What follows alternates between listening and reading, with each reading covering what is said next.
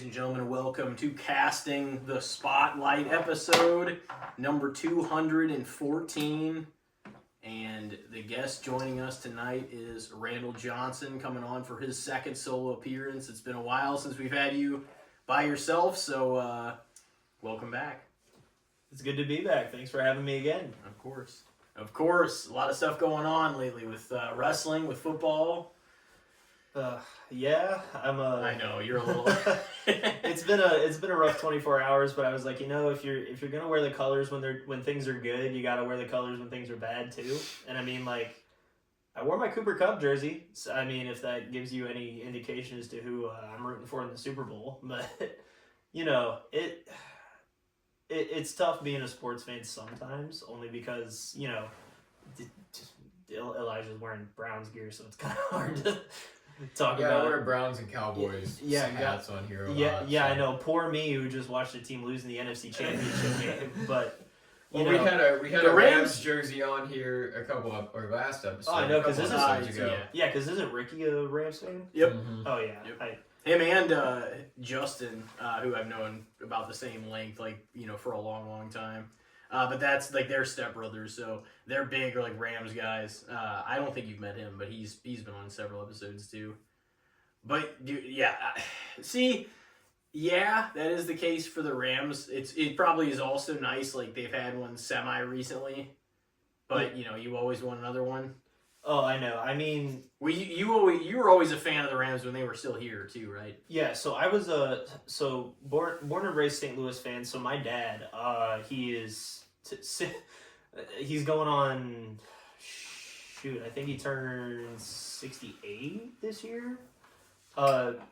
68 years young, my dad. But no, he was born in Los Angeles.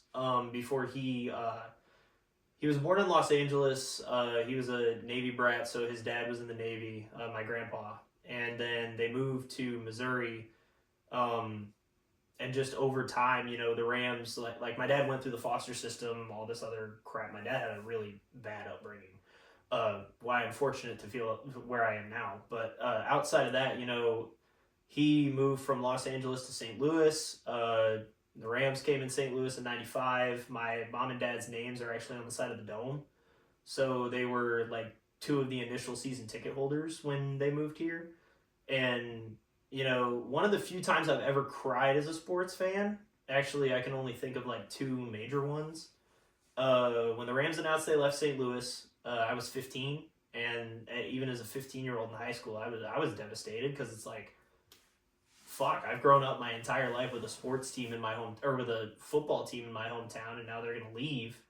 And I was kind of at a crossroads because I'm like, well, I could just jump on the Chiefs bandwagon, and I don't hate the Chiefs. My mom's a Chiefs fan. My mom was born and raised in Missouri, so she's a Chiefs fan. My grandpa on my mom's side was a huge Chiefs fan, so I was just like, I'm not going to jump on the bandwagon.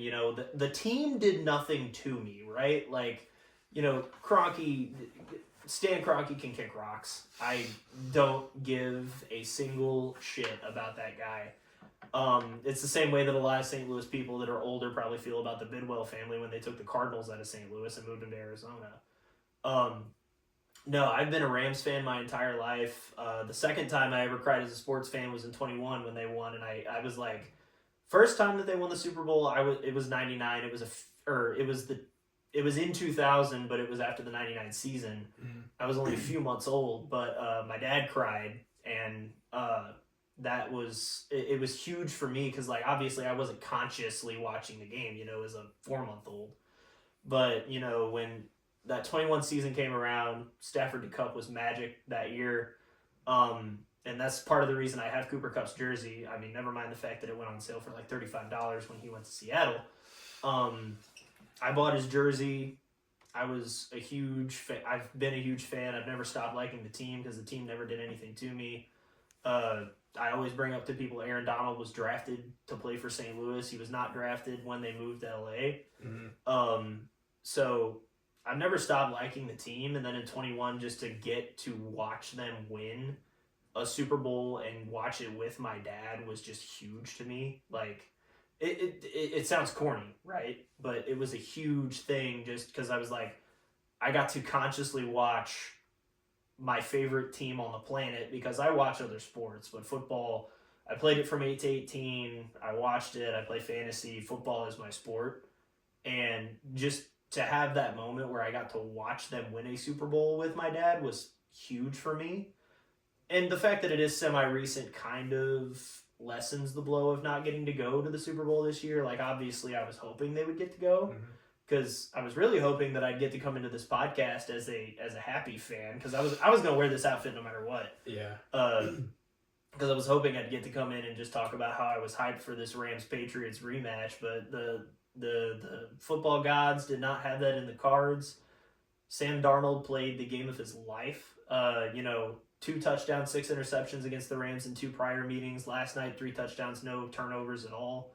So Darnold locked in, and if Darnold locked in, that he is probably even as good as he played last night. It's arguable that he is the weak link of the Seahawks, but Darnold locked in. It wasn't the Rams' night. Stafford had a great season. Puka had a great season. They're sticking around probably. McVay's sticking around, and as long as McVay's there, I think the Rams have a shot.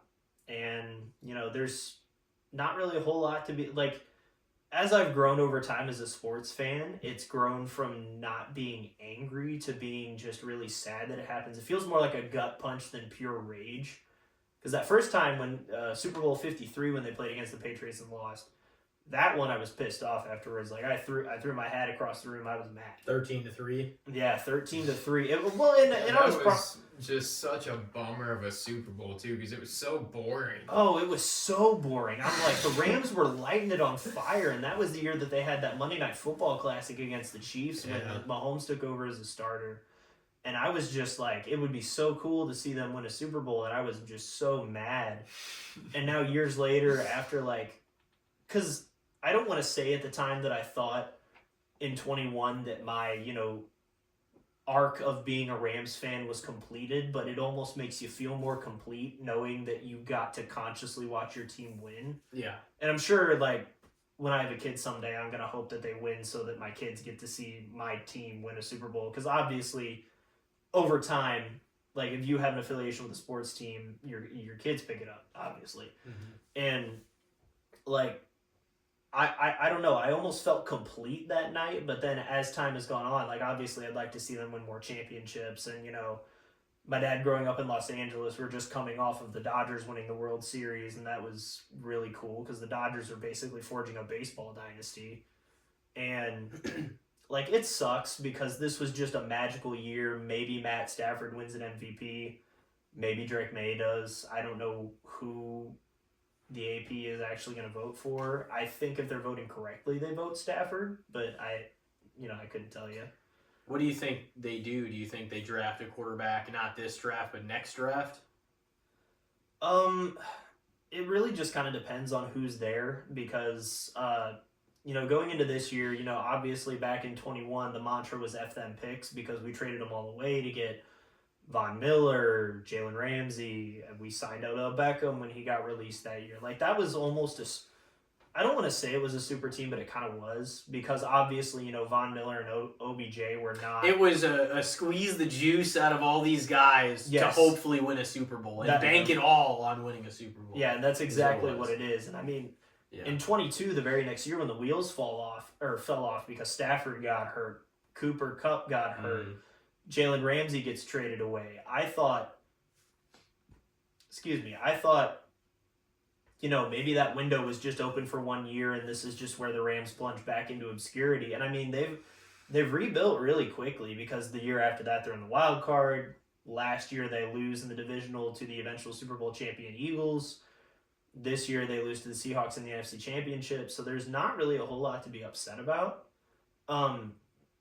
As long as Stafford comes out on fire next year, obviously you're gonna ride Stafford till he's done.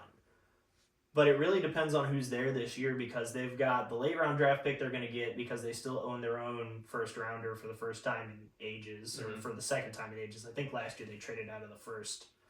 No, they didn't trade out of the first. They took Verse a couple of years ago. Last year they might have traded out of the first. But no, this year they've got 2 first-rounders. They're going to have their own, and then they've got the Falcons' first-rounder. I don't really know that there's enough quarterback talent at the top of the first to warrant taking somebody this year, because outside of Mendoza, it's like who's... Yeah, there's like a second guy, but even beyond that, which they're not going to have one of the top 2 picks. Well, yeah, because Dante Moore's going back to Oregon, which takes a huge... That's a huge blow to anybody that's looking for a quarterback. Because people were thinking the Jets were going to take the second. Yeah, a lot of people don't want to play, funny enough, for the Jets, so they're staying back, too. Oh, like, yeah. There's plenty of quarterbacks that are actually doing that, which is kind of fun. So next year is going to be loaded, though. I said that, though, and I was like... I mean, it's true, though. What's the point of being like, if that's truly the only reason, like, if you want to stay back and play in college for another year to try to win the championship or whatever, they're making more money, though, too. That, too. Yeah. But it's like, if you're just thinking, okay, I'm going to get a better deal next year. I'm going to hang back. Yeah. It's going to be bad teams at the top of the draft board next year, too. Yeah, absolutely. Some of the other teams, though, have a track record that's a little bit more reliant I mean, chances than the Jets, are the Jets and the Raiders aren't going to be much better next year. No, the Titans are picking at the top. No, but there's going to be a lot of quarterbacks in this next draft. Like, not this one, but the one after that. Potentially on the same level as the Drake May, Caleb Williams, Jaden Daniels, like one where there's a bunch of them. So, we'll see. Yeah, and I mean, hopefully obviously I don't hope the Rams are picking in the top 10 next year, but I mean, they could trade up for it. They could trade up for it. I mean, it's the same thing. They probably will. This year. Yeah, because they traded out. somebody. Them trading out of the first round last year. Okay, this is all coming back to me now. Yeah. Them trading out of the first round is what got them the Falcons pick. Yeah. So, I can't really say that. Obviously, you never hope your team's picking in the top 10 because that means they were terrible. Or they gave something up. Or they gave something up. And I mean, I wouldn't mind if they traded up and tried to get a high first rounder again. But, I think, and obviously draft talk is months away at this point. I mean, now you turn, as a Rams fan, I turn my focus to the draft, but I'm still going to watch the Super Bowl as a fan of the game. Of course. But, for a lot of people, it's the only game they watch all year. Yeah, there is a lot of people. I mean, I have we have a Super Bowl party every single year, and pretty much everybody that we invite to that or that shows up to that, they're not fans of football. They just come and they watch the Super Bowl. They want to do, like, we do games, we do like commercial bingo, and I mean, people use it as an excuse to party and drink and whatever. And it's another event. Yeah, and I don't mind doing that. I mean, as somebody that still likes the Chiefs.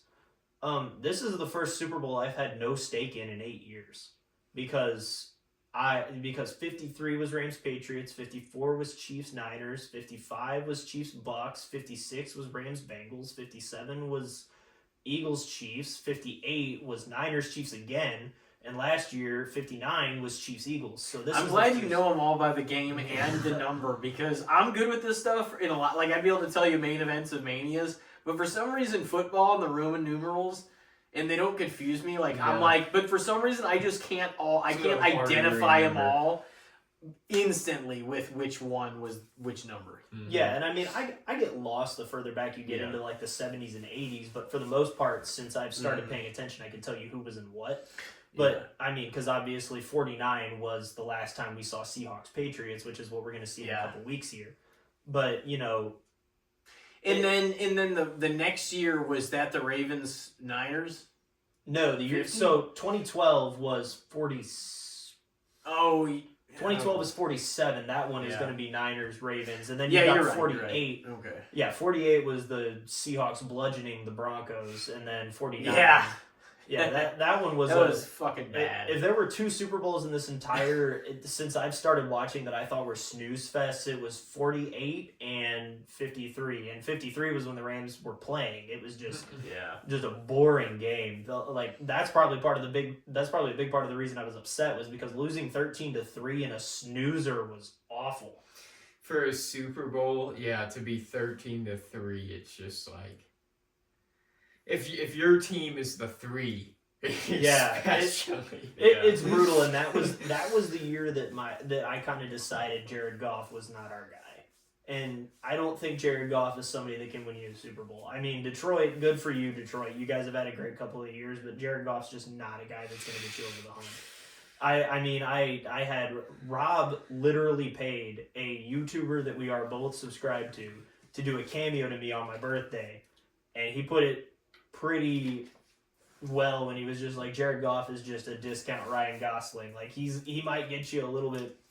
He'll get you to the playoffs, but I don't think he's going to get you to the playoffs. I said that he looks like Gosling. He does look like Ryan I Gosling. said that. Yeah. He 100% looks like Ryan Gosling. I've never heard anybody else say that yet, and I'm like, I knew it. Yeah, he does. And that was also the year that, like, the big what... Yes. Yeah. And the big what could have been thing with that one was that was your Gurley's knees finally gave out on him, and that was everybody knew it was gonna happen, man. I know, and football was so much fun to watch when Todd Gurley was good. He had a handful of years. Good. He did. He had a handful of years. He balled out in those handful, and then it was just over. You could see him being like a little older than Noah was in the Notebook. You know what I mean? Like, yeah, Gosling would play him. That's what I mean. No, I know. But, it's just funny that you said that after. I was like, wow. Yeah, and I mean, I'm surprised. No, and he's like a serviceable quarterback, and probably even a little above that.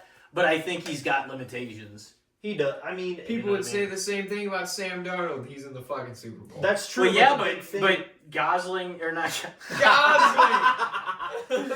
Man, Jared Goff is he capable of making it either? You know, I don't know. No, so the big thing that I think is the major difference. He's older too. No, he is older, and the thing is, if you look at all the quarterbacks, Man, even if you compare Darnold to Goff, yeah, that's true. Darnold's more athletic than Goff is. Yeah, and that's the big problem. Like, we're not living in an age where a prototypical pocket passer, Matthew Stafford aside, pocket passers don't really typically get the job done. Like, Mahomes is incredibly athletic. Lamar's probably the best athlete playing quarterback in the league, if not Josh Allen. Like, all these guys are super athletic. Unless you are, like, phenomenal as a pocket passer, like Stafford, Joe Burrow is probably the only other real pocket passer left in the NFL. His line doesn't allow him to be one, though. No, because Cincinnati's a terribly run organization. Oh, yeah. I don't know. And they lucked out getting to that Super Bowl. I swear they did. That's why you should feel pretty confident, though, because the Rams in LA are like so massive. They have a huge scouting department, and then they hit on almost all of their picks. Oh, they do. And I, like, for a long time there, I thought Les Snead was a bad GM. But, and this dates back to, like, Les Snead was the GM of the Rams when they were still here in St. Louis. And this is, like, some tinfoil hat talk a little bit. But they were absolutely letting that team go to shit. Oh, before they for moved. sure were. Like, they were trying to... They let all the sponsors leave. Yeah, they let everything go. Yeah, they were actively trying to, okay, we are moving this team. We need to make them look as devalued as possible to this city. Oh, you and guys then we're don't taking want to them pay and leaving. $16 million? Fuck you, then we're leaving. Yeah, so like, no, you guys have I mean, sucked for years. And St. Louis gave them a competitive stadium offer. Yeah. And they still said no, so that's when you know, okay, the jig's kind of up. They were ready to leave, and I mean, that's kind of the same thing that's happening with the Chiefs now. Like, Kansas City, Missouri gave them a palatable offer, and like they gave them a palatable offer, but the problem is when you put the taxpayer money of Jackson County and Missouri versus the entire taxpayer money of the state of Kansas, you know where the better deal is, so that's why the Chiefs are crossing the border. I mean, NFL owners make enough money that if they put their mind to moving, they're just going to do it. There's not a whole lot you as a state or a government can do to... They've been there for so long, though, haven't they? Yeah, they've been there since the 60s. Because they moved weren't they in the first Super Bowl with the Packers? Yep, they were in the Super Bowl 1, and then they won in Super Bowl 4. So it's been a long time that they've been in the state of Missouri. It sucks. It really does suck for the state, because at this point, I think the state of Missouri is very unfortunately marked as just nobody's going to come back here. I don't think anybody's going to bring a team back. Maybe the Chiefs cross back over the border, but I don't think anybody's coming back to St. Louis. I mean, the Battlehawks have had phenomenal success in the UFL. Yeah.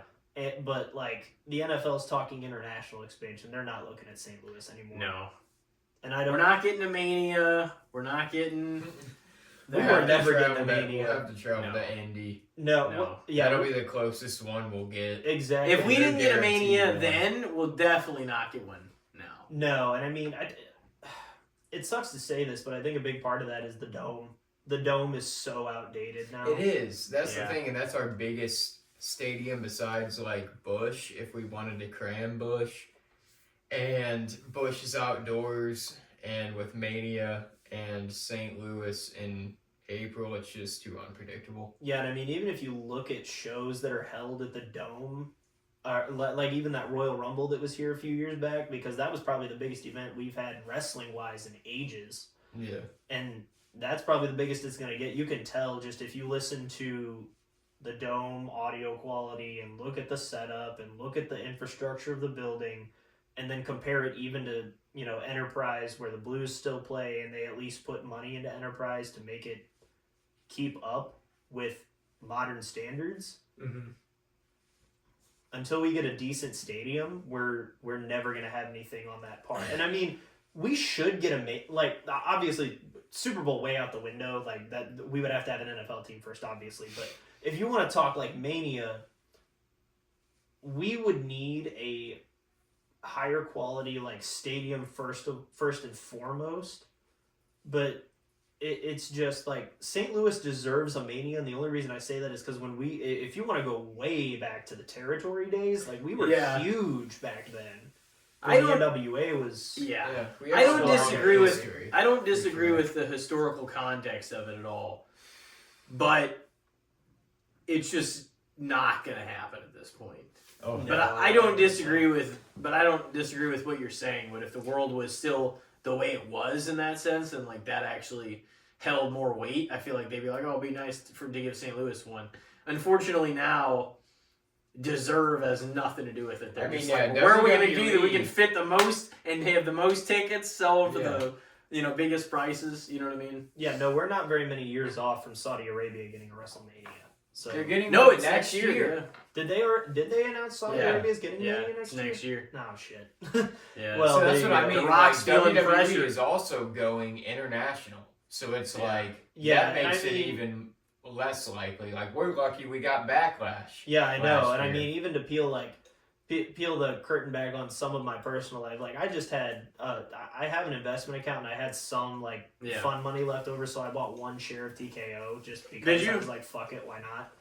And I mean, like, WWE going corporate, I think has had some WWE's been corporate for a long time, but WWE going into TKO has been like made it even more so. Yeah, and there's been highs and there's been lows, and I think it really put it into perspective when I did listen to somebody talk about how between Manias 40 and 41 they kind of lost the plot a little bit somewhere along the way, because going into Mania 40 and coming out of Mania 40, I think wrestling was the biggest it's been in decades. Yeah. Like since the Attitude Era. It felt definitely like it was high profile for a moment in time. Yeah. And they rode that for the better part of a year. They felt did. like peak time, for the first time in a while. Yeah, and now we're coming out of Mania 41, and it almost feels like I don't want to. It's not the darkest timeline. It can get way worse than this. The suspension was kind of lost. Yeah, like it really, really was. Like it was riding high for a while, and now it's just kind of more. It's a little more. Just playing it safe a little more. It feels like it's just like this is the standard. Okay, it's a little more infested with randomness and but randomness not because they just fucked it up necessarily, but also because there were injuries. They had to pivot. There was just guys that came back. They had to pivot. Cena was retiring. They had to orchestrate things a certain way, but. I mean, they still book the show, so it's not like they can be absolved of responsibility of it. Like, it definitely changed after that. I would say, too. But so I do think they lost a little bit of the traction that they had gained through that whole period of time. Yeah. So I don't know how they get it back, but we'll see. I think they'll benefit from not having to book a whole year around John Cena retiring as well, because John obviously deserved all of his flowers, and I liked... there was stuff about the retirement tour I liked, and there was stuff about it that I didn't really think was all that entertaining. But I think them having to constantly, okay, Cena's retiring, and that just has to be a part of our booking plans for a solid 365 days. And they obviously needed to do something big for WrestleMania because it was his last one. And then after Mania, it just kind of that's where it slowly started to go downhill. Like, never mind the fact that, like, I was at Backlash, you guys were at Backlash. The Backlash card was okay at best. Like, even rewatching the show, I actually just rewatched it the other day. Outside of the main event, there really wasn't a whole lot on that show. Like, it felt like an episode of Raw. Like, the Fatal 4-Way for the U.S. Championship was fine. The main event was solid. And then it's like you had a Becky and Lyra match that was, it was an extension of that rivalry, whatever. And then, oh my God, what was and it was Penta and Dom. It was also one-on-one. Gunther and Pat. Yeah, and then Gunther and Pat. Yeah. And it's like, this just feels like a very okay show. And then from there, like, most of the shows the rest of the year outside of SummerSlam was pretty solid. I thought SummerSlam was better than almost everything. Now, Elimination Chamber does stick out because Cena's turn and all that, especially. Yes. And so that was, like, good.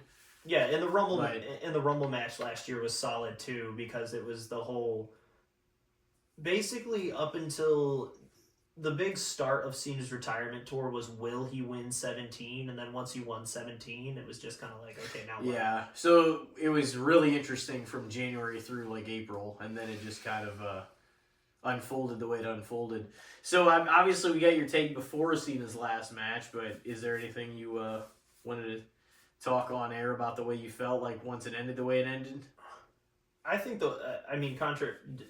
I don't even want to say this is controversial because I think he did it the right way. I think Cena went out perfectly. I think a lot of people have made a bunch of noise about he tapped out with a smile on his face. And I mean, whether that was him organically smiling because it was a job well done, career over, you kind of have to smile in moments like that and be present as a human being. Especially because I've listened to a lot of podcasts that John was on in the lead up to that, and he preaches being present in the moment and being, just, if I'm doing this, I'm doing it, and I'm giving my 100% to whatever I'm doing at this moment. And whether that was him just appreciating all the work he had done and that it had come to an end, or if it was a part of him tapping out and just going, I don't have it anymore. Mm-hmm. Like, whether the smile was in character or out of character and it was John being John, I think he went out perfect. I think him tapping out was perfectly fine, and the reason I say that is because I don't see it as John tapping out in the same sense that Gunther did at Mania 41, for example. Mm-hmm. That was the old gunslinger realizing he didn't have it anymore. And I think storyline, he understood, I can't do this the way I used to. He still tried to fight out of it like Super Cena would have, as Super Cena chants were raining down out of the crowd. And there was no Super Cena left. He gave everything he could. He tapped out. And, I'm a known, like I've said before, that The Undertaker is my favorite wrestler of all time. And Taker didn't go out on his back. Taker went out winning a match. So I still think that you do go about it the right way and you go out on your back. And Cena went out, put over Gunther. Gunther's probably going to ride this wave of momentum for months. And Gunther needed something because after he lost the world championship to Jay, he did come around and he won it back and then he dropped it to Punk. But Gunther needed something, otherwise his character was going to stall out, because his whole character right now is, I am the best traditional professional wrestler on the planet.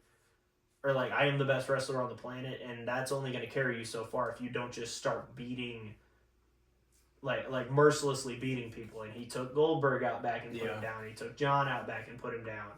He might take AJ out back and put him down. I don't know. We might see like 3 big names retire in the same year this year. Well, we'll see. Two names that can actually wrestle in Goldberg that can do a 10-minute sprint, but.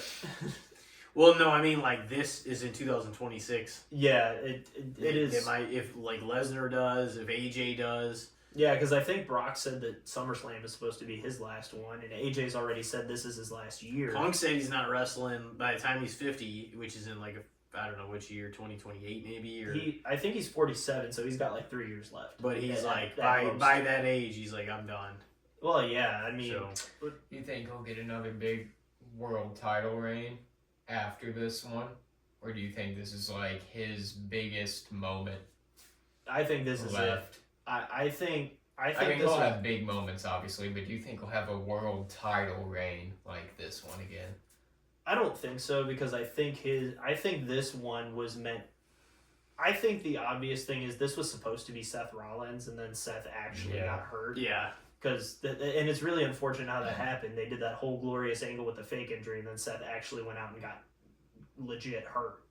And I feel bad for Seth Rollins. Of course that's going to happen, though. Right, of course. Yeah, I of mean, course. that almost feels like karma, but I mean, but Seth going out and getting legit hurt. This was 100% supposed to be Punk was going to beat Seth, and then down the line, I think they just had to take this entire Vision storyline and they probably sped it up by about 6 months. So you don't think after he loses the belt this time he wins the world title again, like No. any world title? No, I think the pretty obvious. It sounds safe, but it's very obvious. I think he's going to lose it to Braun this time around, because Braun's got one coming. I mean, he's just too good. Even if he needs a mouthpiece, he's just too good in ring to not be a world champion. Mm-hmm. And I think Punk ends up dropping it to Braun at some point, and then at some point I think the Vision's just going to totally dissolve, and Braun's going to feud with Bronson Reed. And with Seth point, probably. and Seth's going to come back. And I just don't see how you put the belt back on Punk after this either, because, I mean, obviously wrestling's just kind of always been a young man's game, aside from, but the WWE main event scene for the better part of the last 2 years has been uncharacteristically very old, because you have Roman, who's in his late 30s, Cody is in his early 40s, and then if you even want to go even further than that, John Cena's almost 50, Punk is almost 50. Like, we've got a lot of older people on top. AJ Styles is about to turn 50. It is still kind of the main. Some of the guys who are in their best years are like just about out of them. Are the guys that are 40 up though? You know, we're having their like last run. Not bad. So Not bad. one of these days, man, these table legs are just not going to hold out either, and it's just going to. Oh no, that table's Right, barely holding on. or I like watched you last slide time that earlier. Yeah. Oh yeah. Well, I was hoping that Elijah or somebody would be looking at it, and I was like, make sure it's not going to fucking collapse. Oh yeah, no, I was. We would have watching to it. go This table's been on improvise. its last legs for quite some Oh, time. I was being a fucking shithead, and I was just trying to save my beer when you moved it. Oh no! With that, I mean, like with that, last time with the mic situation, whenever you were here, whenever like I was like, one of these days the table is just gonna happen in mid thing, but we've talked about like maybe just getting something else or like Was even it him doing and chairs Ricky? or something. Yeah, it was him. And It was Ricky. me and Ricky. Because yeah. you guys kept bending it instead of pushing it over. Yeah, we had to I fucking told hold the Ricky mic back and forth. But no, what you need to do is you need to buy a new table, and then when this thing's on its last legs, somebody's got to go through the table. It would be fun to also get some like Yeah. chairs and just make it like more like clip them onto the chairs, like we talked about doing that or something too. Because then the table thing wouldn't even matter as much. Because we're also relying on the sturdiness of that whenever we clip it on there. So I don't know. There's Yeah. always options to mess with the setup, you know. Well, yeah, and I mean you've Mess got the with the option setting. of like in 2026 we've got like lapel mics. You could always put lapel mics on people too. Yeah, that too. But with a what were we talking about with the before the table situation? Before I smashed my boot into the table. I do have to call Elijah out. I made a promise to somebody I would call you out on the podcast. Oh shit! No, so don't worry, it's not actually an easy But You should have hung him in real Here we suspense. No, it was just because the thing was I was gonna. somebody in my family. It is 100%. It's your sister-in-law. I figured. Yeah, it was. So I was talking. So I do this monthly game night with my fiance, her family, and then I think I've been over this before. Elijah's brother Devin and his wife Crystal are also there at that every single month. And Crystal wanted me to call you out because apparently you made a promise to her years ago that she would be on the podcast and you never followed through with it. And she wanted me to tell you this time around that she's like, she said, fuck it, I don't even want to be on his podcast anymore. I'll start my own podcast. She told me that a while back. She's like, I don't even want to be on at this point. Yeah, that's what she told us. She's like, I'm just going to go start my own podcast just to compete with Ash and Tim. Yeah. I was like, compete and the fucking 10 million other people at a right, exactly. Yeah, I mean, I've only had my own brother on here one time. Yeah. So. Yeah, I know, and that's what she made a comment. She's like, oh, his brother, she's like, Devin's been on it. You've been on it 4 times. Why the fuck have I not been on it? And I'm like, that's a really good question. Ask them why they haven't been on more. Yeah, I know. I'm like, because she's like, oh, he promised for years. He's like, oh, we'll have you on. Oh, we'll have you on the podcast. We'll get you on here. It's harder. They have kids too. Okay, it makes it a lot harder. Yeah, I know that 100%. Like I'm not like, and this is 100% just a case of she's just giving you shit. Oh, like, yeah. She's not. Oh yeah, she's definitely I want to give you shit kind Oh of yeah, she is. She's hilarious. Like great human being. Shout out to Crystal. But and your brother. Your brother's a phenomenal human being as well. But yeah, they're fun. They're a good time. No, they're a good time. But I wish I could see them a little more now than I do. So shout out to them if they ever see this. I don't know if they will. No, I don't know if they will either. I mean, it's great getting to see them as often as I see them. They're fantastic human beings. Like you come from great people. So and it reflects in your. And I just hit my own mic arm. There you go. But I mean, like it shows in your personality when you come from great people. Like you conduct yourself like a nice human being, and you reflect on the people you surround yourself with. So, yeah. I mean, it's always nice to know like that you surround yourself with good people. Because I've lived by that philosophy. My parents have put that philosophy in me before. It's like surround yourself with good people, because if you surround yourself with bad people, you're going to reflect that in your own life. Yeah. I feel like you get wiser to that. I mean, you can't really help with family. You just hope with family. But you hope with family 100%. As you get a little older, I feel like you get a little wiser to that too, though. Like, you kind of you don't try to be cool, you know? You're not putting yourself out there to, like, try to impress anybody. You're just like, oh, this person is good for me or this person is not good for me. It kind of just becomes more of that as you age. I've noticed that in like the last few years in my life a little bit, where it's kind of like, I feel like I don't try to branch out a whole lot anymore, because like the people that have not been great, I kind of don't. The people that I know I have, and I'm just kind of, it's hard now too when you're approaching 30 to want to put yourself out there like that. The energy definitely is a little like, you gotta figure out where you want to put your energy that you have every day, because you don't have the type of energy you used to have, and you have a whole fucking lot more responsibilities. I mean, you know that too. Yeah. So like, you kind of have to be more purposeful in your moves. Yeah, for sure. I mean, I've done a lot of reflecting going into this year just about how over the last year, because the first time I was on your podcast, I was a month into my new job after leaving my previous job, and I kind of just coasted on that for a while because I was like, I'm done with college. I found a job that's outside of retail. I'm just going to coast and have a good time for a while. And then over the last year, I'm like, I'm not getting anywhere just coasting. I gotta try and figure out what to do next. It's fun to just kind of chill for a while, like whenever you've accomplished a few things and then figured your stuff out. But like, eventually you always come to a point where you've got to do something different and like grow, because if you don't, you'll like, if you're not growing, sometimes you're shrinking, you know what I mean? And you want to be able to like keep things moving in the positive. Yeah, and I mean, manner. that's the only reason that I decided that I was going to try and go back to school and all this other stuff too, because I'm like, I got to figure out where I'm going next, because if I just coast here, I'm like, I am paying rent in an apartment and just lining somebody else's pockets. I'm not really making any advancements to get where we want to go. We're living, like, especially with how shitty the economy's been, it's like I'm living in a situation where we're going paycheck to paycheck, and it's just like, there's got to be a way to make this a little less stressful, right? What are you going to school for? Well, I mean, okay, so I was just talking about how not having enough money, but making life stressful. I was gonna get into education again, Yeah. Because I've always kind of kicked the tires on that idea anyway, and it was just like, I gotta find something that gives me purpose. Because I had a conversation with a football coach not too long ago about like, I'm stagnating where I am. I'm trying to figure out what to do. I'm thinking about doing education, and he's like, well, here's the thing: when you find something that you want to do for a living, you gotta find like, there's like 2 routes you can go. You can either go somewhere that's passionate enough that you wake up every morning and you have the drive to go, or you have to make enough money that you don't really care what you're doing.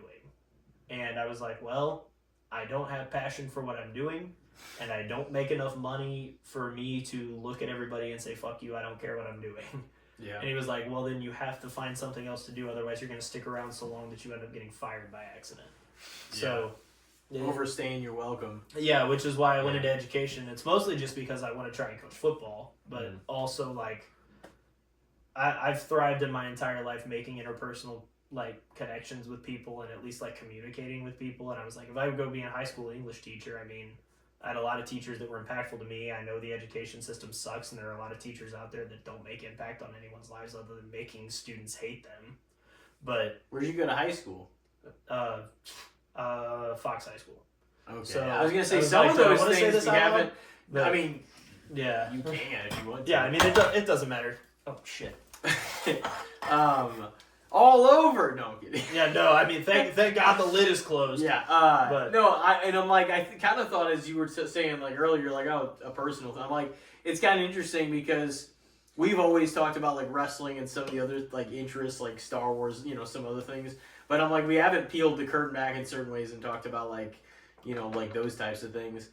And I actually don't think I knew that unless you told me a long time ago, and I just had forgotten. I knew some of the people like we were working with at the time, like went to Fox. Some of them went to like other places. Yeah. Fox Warriors. But Yeah, I know there's a lot of people that Yeah. we know interpersonally, because I want to say Rob went to Fox. No, Rob didn't go to Fox. I don't Rob think. went to Hillsborough. Rob went to Yeah, Hillsborough. we all did. But there's a lot of people that went to like, I know a lot of people that Cody went to DeSoto. Yeah, and I know a lot of people that went to Windsor. I know a lot of people that went to Seckman. Yeah. But no, I mean, it was just something where I'm like, I ran into a lot of teachers that had a positive impact on my life, and I'm like, I've got to find something that makes me want to wake up every day that's not. Because, for a while I was like, it's cool to wake up, go work a desk job, do fucking nothing, and make $20 an hour, but I'm like, that's not really getting me anywhere anymore, because it's just Do getting... you not feel challenged?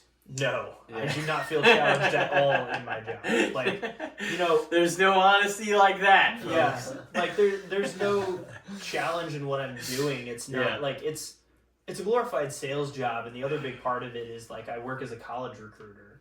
So when you're constantly like, what you're doing every day is you're calling 18-year-olds and asking them to come and spend $15,000 on college at your university, and it's like at some point it kind of sinks in where Can you're you like, please just come visit?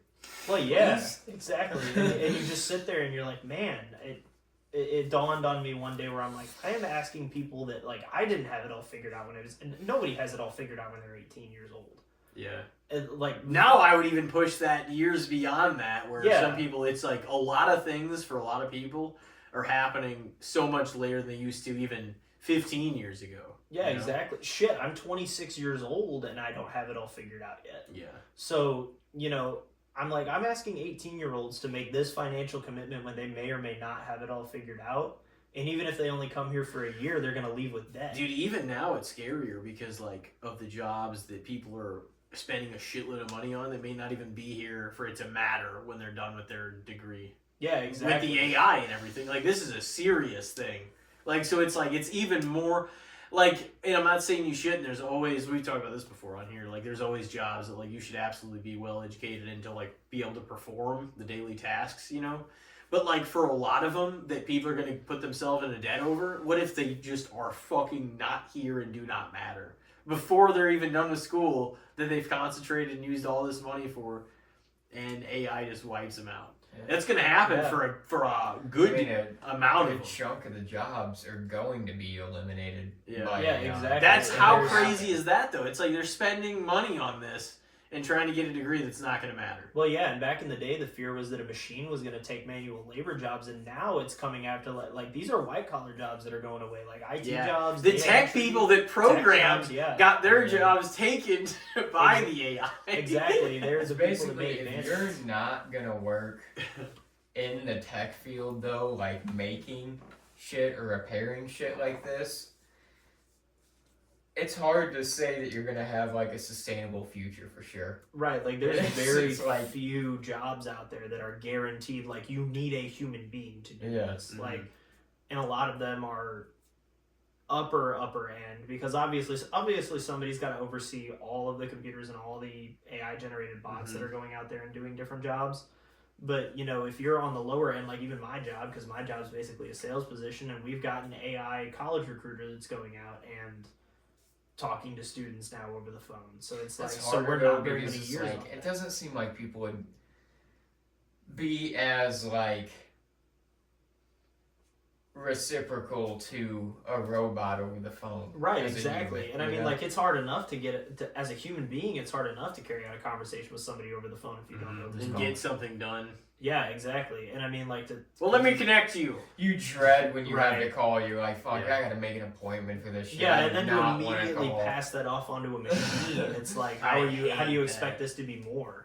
Like, how do you expect this to be more productive than a human You being? can't even get to the option that you want to whenever you're calling somebody. Yeah, exactly. And it's just so weird living in the age that we're living in now because there's so much, you know, if you think about it, it's probably like on the level of the Industrial Revolution levels of change. It's just, it's all happening with technology now because in the last 20 years or so, we've just had so much change and it's been, And it's just rapid. And yeah, the rapidness it's every year it's go. growing Yeah, exponentially. it's just we know there's more that we haven't been introduced to Mhm. because there's always more that like they go military grade and shit with first before they give to the public to be like, oh well, this is eventually it's gonna like.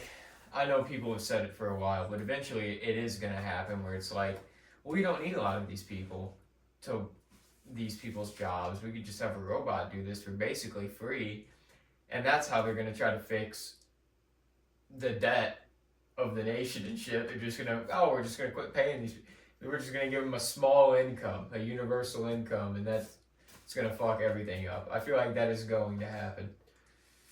But it's like people have already kind of talked about it, been like, oh, we should prepare for this, but we're in the tech age now. It's just like that is where everything is headed. It's not just the United States. It's like the entire world that's rapidly developing robotics and technology. One of the only quick fixes I feel like to a lot of the issues we have, like without going into all of them, is rapid, astounding innovation. Like if there's something, a new device that we can all use, or like it'll give us like the virtual kind of world, like something to really distract us. But we don't need a virtual world. That would fucking be terrible. From our chaos and like differences and everything right now, one of the only quick fixes I feel like would take us away from that, which wouldn't be a bad thing if it was technological, would be it'd be life-changing, but it would be a huge distraction because it would immediately take everybody away from like the ground level of disagreement to just being highly infatuated with whatever the fuck the next thing is they come up with. Which wouldn't be a bad idea because then we could just kill two birds, one stone. But if we hit on this next innovation and it is a virtual world, it's a whatever, do all this from your house, it will change everything. But on the upside is the problems we're dealing with right now, and you know what I'm talking about, everything that's happening, it would be, our attention would be transfixed somewhere else. Which wouldn't be a bad thing, because this isn't sustainable either. You know what I mean? Right. I mean, we'll see what happens. But Yeah. The best way that I can frame that is that I did not realize how hard it was going to be to break the rent cycle until I was in the rent cycle. Oh yeah, no, I it's drastically a son of a underestimated bitch. Yeah, it's it just keeps going up, Yeah, exactly. and everybody's paychecks don't keep going up. I mean, this is why I delve into sports and wrestling so much. Yeah. It's at least a little bit of an escape from this bullshit. Yeah. But, Well, and those are the things we want to follow and, feel passionate about. right, exactly. The ideal thing would be get a job in the area of, like, that you are such a fan and like, admirer of, you know what I mean? That you could just do that and focus all of your attention If I and energy get on paid that. to talk and write about the shit that I like, Yeah. which I do just as a hobby anyways, that would be the ideal life. It would. Well, but that's I why just do that for fun and love anyways. Yeah, exactly. You know? But the thing is, and that's a big part of the reason that like I do live streaming stuff is just because like you do it on the hope that somebody actually likes the shit that you put out, and then maybe just maybe you're one of those random people because everybody's got a mic and a camera now. But I mean, like, if you're one of those random people that just catches on with somebody and then eventually 1 becomes 2, becomes 10, becomes 100, and then so on, like, if you get enough people to invest in you while you're doing your hobbies, eventually you can make money off of it. It's just you have to, especially when you're, like, in entertainment spaces, like podcasting, like podcasting, like writing, all that other stuff. Like, you just kind of have to get lucky. And, like, I do that stuff on the hope that, like, I do it as a hobby and I like doing it, but if I could make money and do it forever, cool. Like, I'd rather do that shit A than lot go of sit at a people desk. need, like, a But wouldn't we video all? or a post or a reel or something that threads the needle and connects everything to further expansion and success, Yeah. It pops off with, like, a video or it pops off with, something like that. And there's people that I follow on YouTube that just talk wrestling or just talk horror movies or movies, like new release movies or just whatever. It's like, and people ask them the question and they're like Q&A's like, oh, how did you make this happen? It's like, if there was just a simple answer like that, everyone would do it. Yeah, exactly. I like to podcast, like do this, and I like to like write my blog about shit because it's just for the personal love and hoping that at least a few people get enjoyment out of it. But if it happened to ever pop off, it's like, that would be ideal. That'd be awesome, but that's not really, I don't expect that, No. That's not why I do any of it. Right, and I mean, it's the same reason, like, back in 2020 when TikTok was new and not what it is now, where it's just ingrained in everybody's culture the same way that Facebook, Instagram, Twitter, and the like are.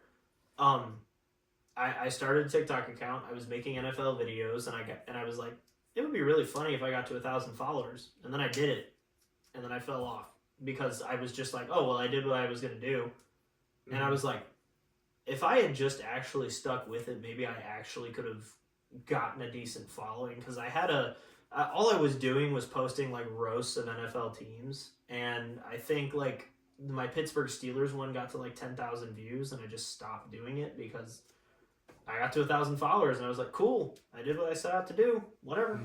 And I think about that all the time. I'm like, man, if I had just, because all these services have algorithms that determine like what's popular, what people are going to see on their feeds, what people are going to want to click on it. And if you stop producing, you fall out of that algorithm, and then getting back into it is a bitch. So I think all the time about like, man, if I had just actually just kept doing what I was doing, and then even then, like as the platform grew, I'm like, maybe I actually could have had a big enough 15 minutes of fame to make some money off of it, or start making money as an influencer.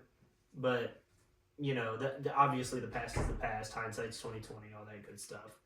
But it's crazy how you just get lucky sometimes, because I have videos on my TikTok feed that don't even have 1,000 views on them for certain NFL teams. It would be really funny if I could point out which ones they were, because I'm sure it's a team with a far smaller fan base than the Pittsburgh Steelers. But, it's just crazy how, like, one viral moment can completely turn someone's life around. Because you think about all these people that are viral, like even... The Hawk Tua girl. Look at how the that Hawk shit Tua girl. fucking That blew up shit for her. blew up, and Yeah. she started a whole empire off of it. And she got on a lot of people's Until shows she in did that the time. freaking Hawk coin or whatever that Bitcoin shit was, and it crashed and it scammed a bunch of people. She's still a known name, though, and she's still people know profiting her off of still. her podcasts and everything now. Right, so. exactly. Piece of advice to listeners, though: please don't invest in crypto. Yeah, I've never Playing invested crypto, a fucking yeah, I haven't cent in that or No. Bitcoin or I crypto. could not touch crypto, but yeah, Don't know anything about it. feels way too volatile. Too. Yeah, It's and just- that's one of the something can go from like a fucking $1 million to like nothing right. overnight. Exactly. It feels like when And it comes to that shit. And that's why it's so scary to me. I'm like, I'm not gonna. Even if you buy it at the low, you don't know if it's ever gonna pop off, and then it could pop off for 10 minutes and tank again. Because that's happened before with like, Dogecoin or whatever that was back in the day when that was a huge meme. That took off, and now it's like, if you invested in it, great. If you didn't, good luck buying it now. But yeah, it's really what a lot of this boils down to, and it's kind of weird. Like, I know a lot of people look at people on social media and content creators and influencers in a weird light because a lot of them do a lot of that more. The term would be like cringy stuff, but it's like they have the influencer personality, or they have that very, some of us look at it and go, I couldn't listen to this for 10 minutes, but then they still have 10 million followers that listen to them all the time. Mm-hmm. I feel like society as a whole, especially because, like, as somebody, coming up through high school, I was in a lot of honors classes. Like, I took honors math, I took honors science, history, language arts, all that other stuff. But I didn't care much for math or science. It just wasn't my thing. I could do it. I just didn't really want to, if that makes sense. I didn't have, like, a real passion for it. And as a society, a lot of the stuff that we've completely devalued is entertainment and arts. Like, if you're not a STEM student that's into this AI and computer stuff, there's just not a lot out there for you to go and do. Like, you can be an educator, you can go and try to be a historian, but those don't it's just a lot of everything outside of STEM doesn't make enough money that is sustainable, so you're almost betting on yourself to go and do something outside of that realm. Mm-hmm. And it makes figuring out what you want to do really hard, because you're like, I really want to do something that I'm passionate about. And if you are not passionate about computers, why would you go learn programming?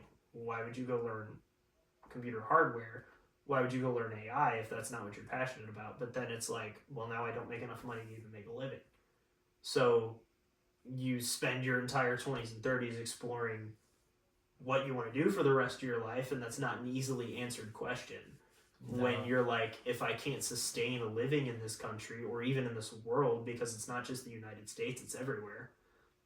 Like with podcasting and TikTok and all this other stuff, it becomes hard, because then it's like, if you want to go into this, you have to like dive into it. You don't make a whole lot of money at the start, and then you have to really, really hope you get lucky, because if you get lucky, then the work becomes even harder.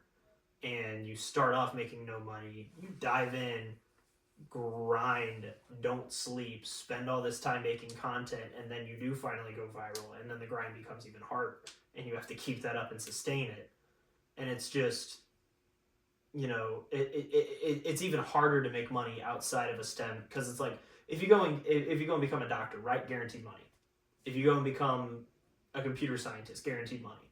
If you want to go into entertainment, or if you want to go into like even English or anything outside of that realm, it's like, I don't know where the money's going to come from, but I'm going to try it. So it becomes harder to just sustain this, because we all start on these hobbies, and like we all love podcasting. Like, I love being in front of a microphone. I love being on a camera.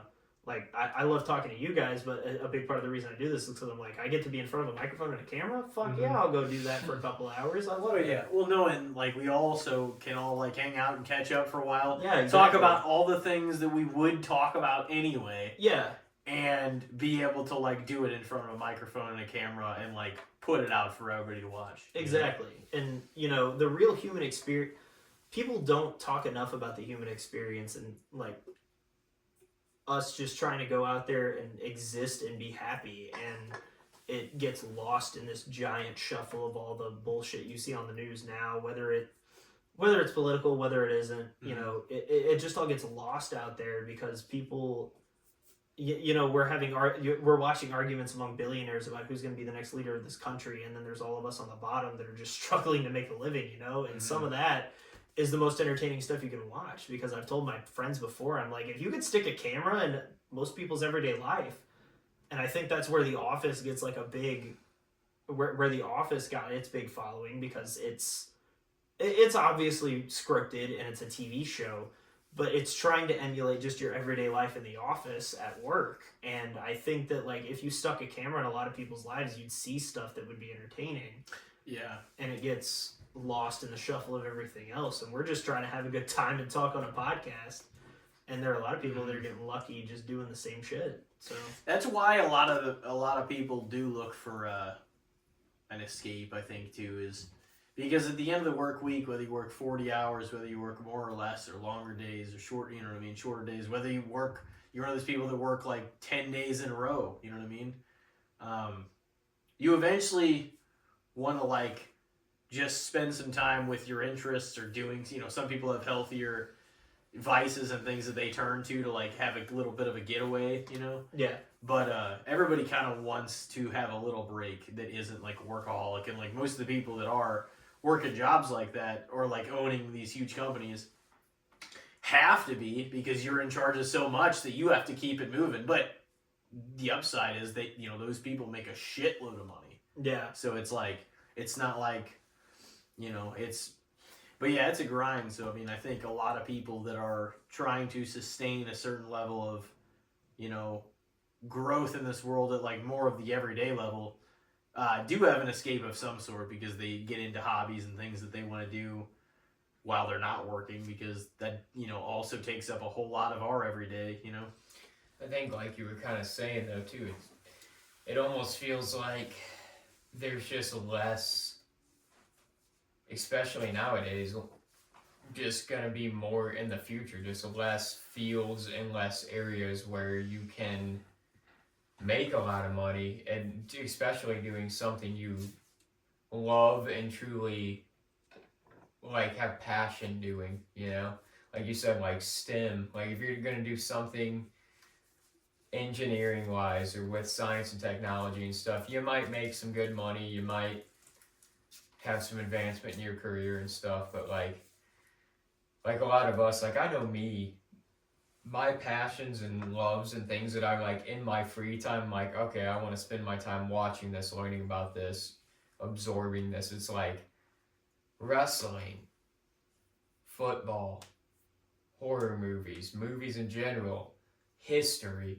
Like a lot of these things, I'm not going to make money necessarily, unless, like you said, I just kind of like I could take classes for like history and stuff, but I'm not going to make money because I have a degree in history. It's like you kind of have to be lucky in a lot of ways with a lot of different areas and interests to really strike it big nowadays and get a following. Like back in the day, dude, everybody became like a fucking lawyer.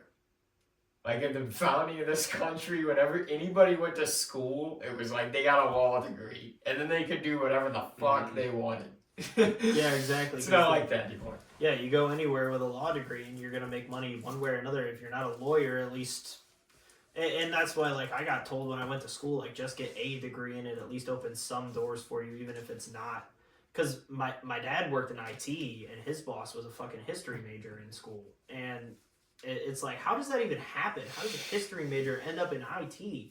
And it was probably just because it was a more baseline management position than it was like IT.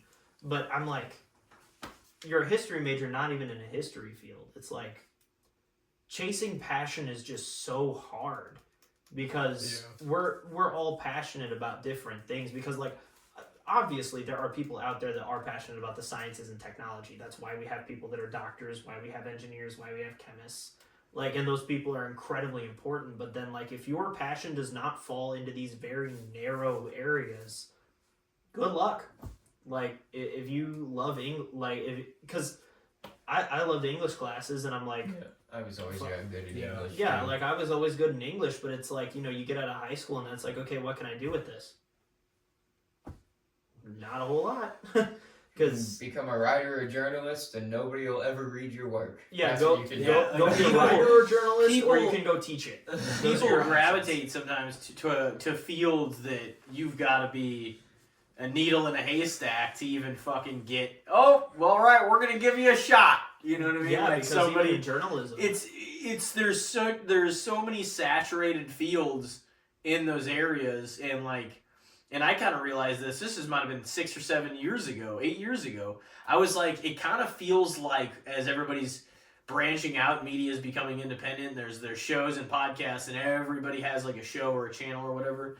Like everybody that had a name before this has a leg up because you're gonna already have your own people that you're bringing with you. You know what I mean? Yeah. So, and then it's gonna be that much harder to kind of stick out.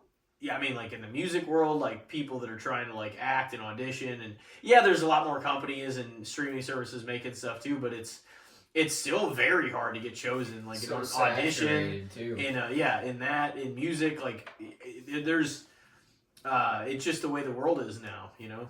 Yeah, I mean, like, because even if you want to look at how saturated the world is, like, you guys have a podcast, I'm a live streamer, like, and there's plenty of people that are trying to do this, and with how saturated it gets. What do you usually broadcast on? So, YouTube? So I'm usually like on Twitch. So Okay. I'll I'll get on Twitch and live stream, and it's mostly just video games.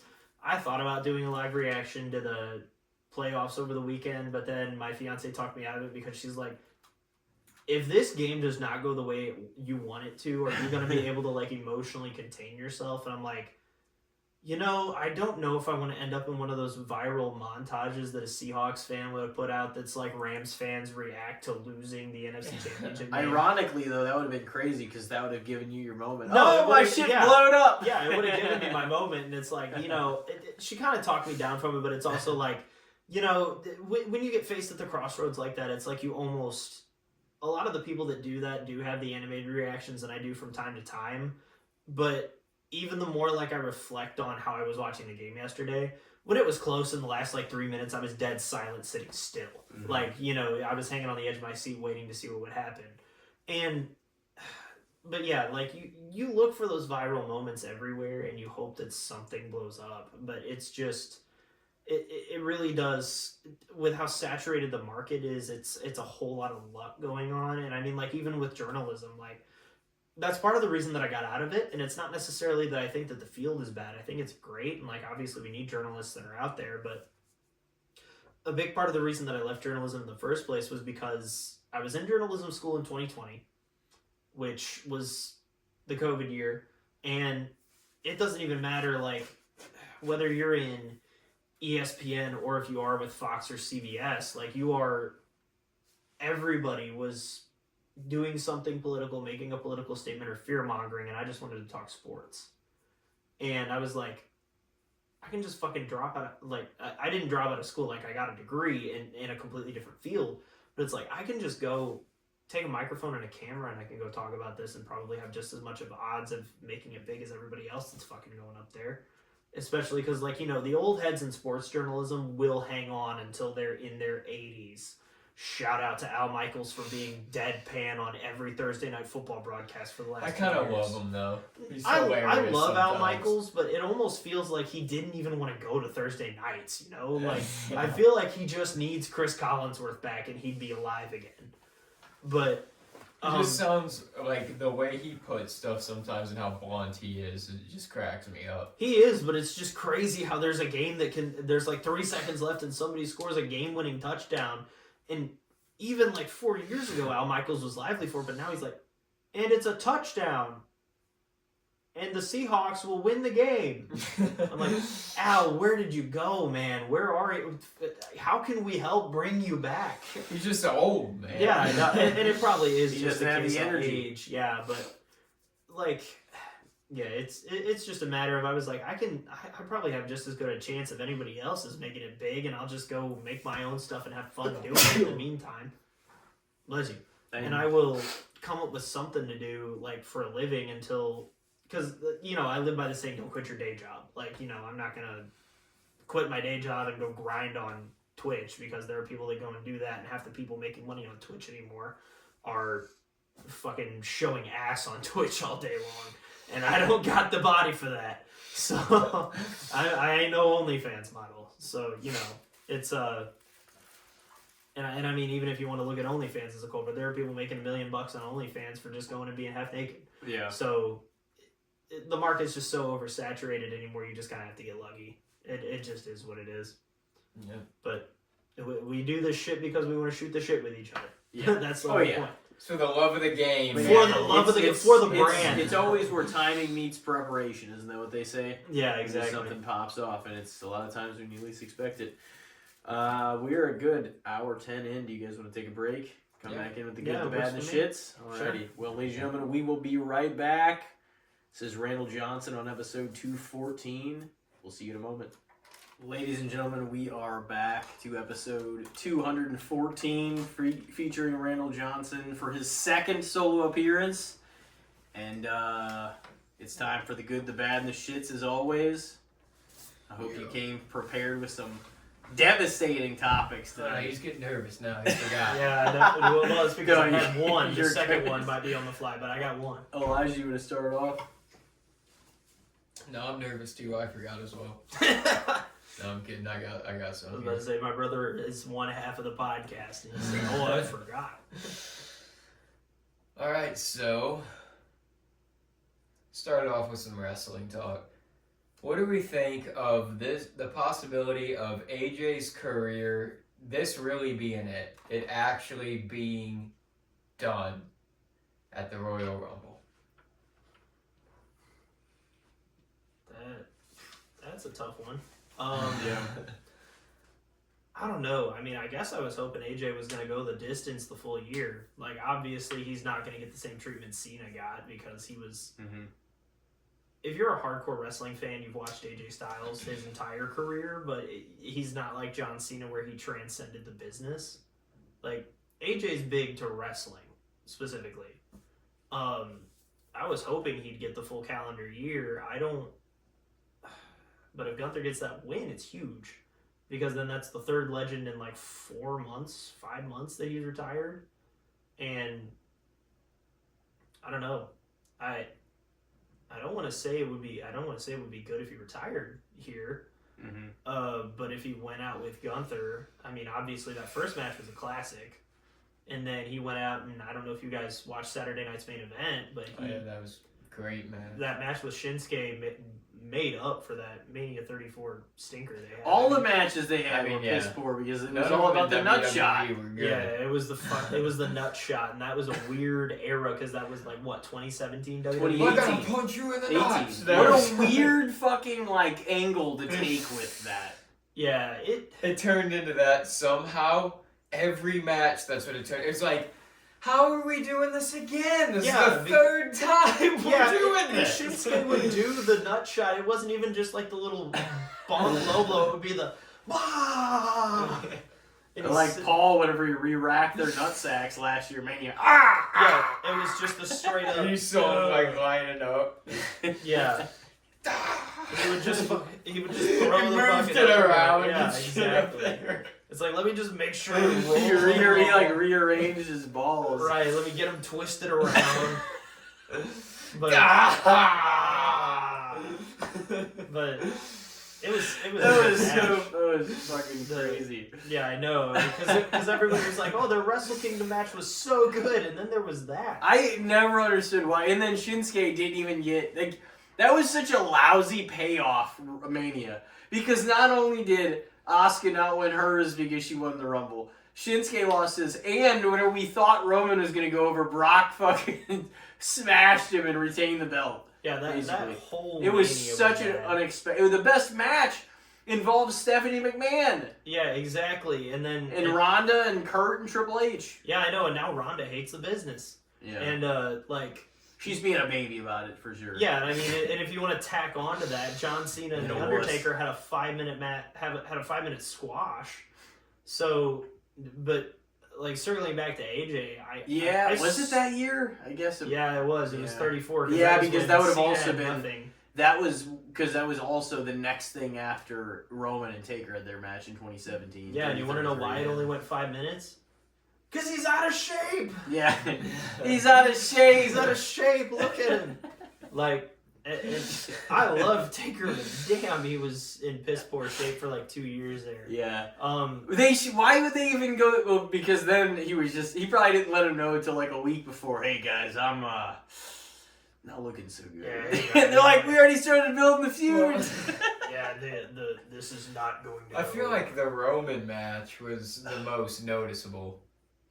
What, that made it? Well, like when That he had, like, Taker's lost match with Roman was like the most noticeable. That it was like, oh man, Taker should probably just hang it up here soon. Yeah, because even like that was his last proper in-ring, like went longer than. Did Crown Jewel happen after that? I was gonna Crown say Jewel that did happen. that match with Yeah, Goldberg that he had. yeah, Crown- Crown that Jewel happened matches. after it. The Triple H one last time match, I think, happened after it. Yeah, and that was All those. and that was the biggest problem is they were just Taker was fishing for a proper retirement Yeah. match, and he didn't even get it until there was a cinematic.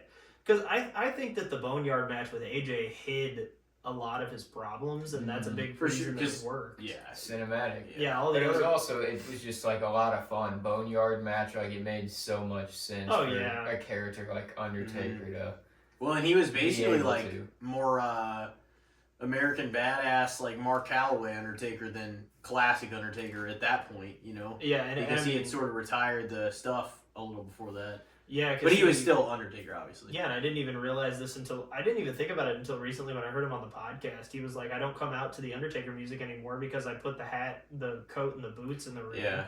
Because he's only ever come out to the shitty Kid Rock American Badass theme since then. I wish they'd go back to Rollin'. Roland was sick. Rollin' was so good. Even his second one, You're Gonna Pay, I think was what it was called. That was like the American big Badass evil. theme. That was Yeah. the big evil version of Taker. Always Whenever he was in kicking that. assholes' ass. Yeah, and I mean, kicking assholes ass. Yeah, no, Big Evil Taker was fun, but yeah, no, to circle this back to AJ Styles, I hope this isn't it. I really. It would be so sudden, but he It would did be give very us. sudden. He did give us hints that he's gonna probably wrap it up not too long. Well, yeah, and he even said we may not expect or know when it's gonna be when it happens. Do you think he goes back to AEW? Or No. not back to, but do you think he's going to go to AEW if No. he leaves WWE? No, No. I don't think so either. But there's No, this- because he'll have had, and here's the other poetic reason that I'm like, ooh, because that is where 10 years ago he made his debut as Rumble. What if Yeah. he's just like, I did 10 years there after everything he did in TNA, ROH, Japan, across the world. I put 10 years into the biggest company, the most successful company in the history of the world, the WWE/F, and I mean, it would be fitting, but it would be a little rough emotionally because you're not prepared for that so soon, especially only like a month and a half after Cena. Right, and especially because the whole crux of this feud with Gunther is him fighting almost on behalf of Cena. Because Gunther's come out and just insulted Cena every single week since he retired him, and now AJ's fighting for Cena's honor. Yeah, well, and then he's gonna crush AJ and Cena every Yeah, week. yeah, exactly. if he does that. Yeah, and I think it would be a little sudden for him to do that. And I mean, I just don't think there's anything left for AJ to do either. Because he just dropped the tag belts with because he was a tag champion with Dragon Lee, and Dragon Lee's already moved on. So I don't think AJ has anything left to prove, so if he does want to call it here, he absolutely could. I just don't see a way he wins more than likely at this, you know what I mean? Unless, like, he's somehow able to sneak away with something and then they do another one at Mania. Well, they had that match on Raw, and he technically won. He Because did. Gunther tapped. And but the the ref refs missed didn't it. see. This Gunther might be it. So then Gunther made him tap, and then Gunther just pinned him, he just from a powerbombed him. powerbomb. After a low blow. Yeah. He low blowed him and powerbombed him. And then now he's making him put his career on the line for a rematch because he's like, I had you. You tapped like a little bitch, because he's been saying that Cena's a little bitch. So he's like, no, everybody saw it. You tapped like a little bitch. I'm going to make you do it again. Yeah, so I don't. The suddenness of it makes me a little uncomfortable, but it's not our call, Right, If he's ready and he was like, it would just feel so shortchanged unless we don't know what's been going on in his head the last 6 months to a year to when he decided to maybe go through with this. But it does feel like it's going to happen this year. But it would be crazy for it to roll around in 2026 and the first event of the new year, pretty much, if that's it. Yeah, and I mean, Major this, heat for Gunther, dude. Yeah. yeah. It's just so close to Cena. Well, too. and he's already, because AJ did say this was going to be it, like 26. He wasn't gonna. I don't think he was gonna wrestle anything outside of this year. and I from what think it he, sounded like. yeah, and I don't. There's just not a whole lot left for him to do. The only thing that kind of chaps my ass about the whole thing is that, and this is nothing against like Saudi Arabia itself. It's like I feel like it's almost an injustice to have him retire outside of the United States because I feel like U.S. crowds have a bigger attachment to AJ. Yeah. But if he Some of them European crowds love AJ. that too, France loves AJ. Yeah.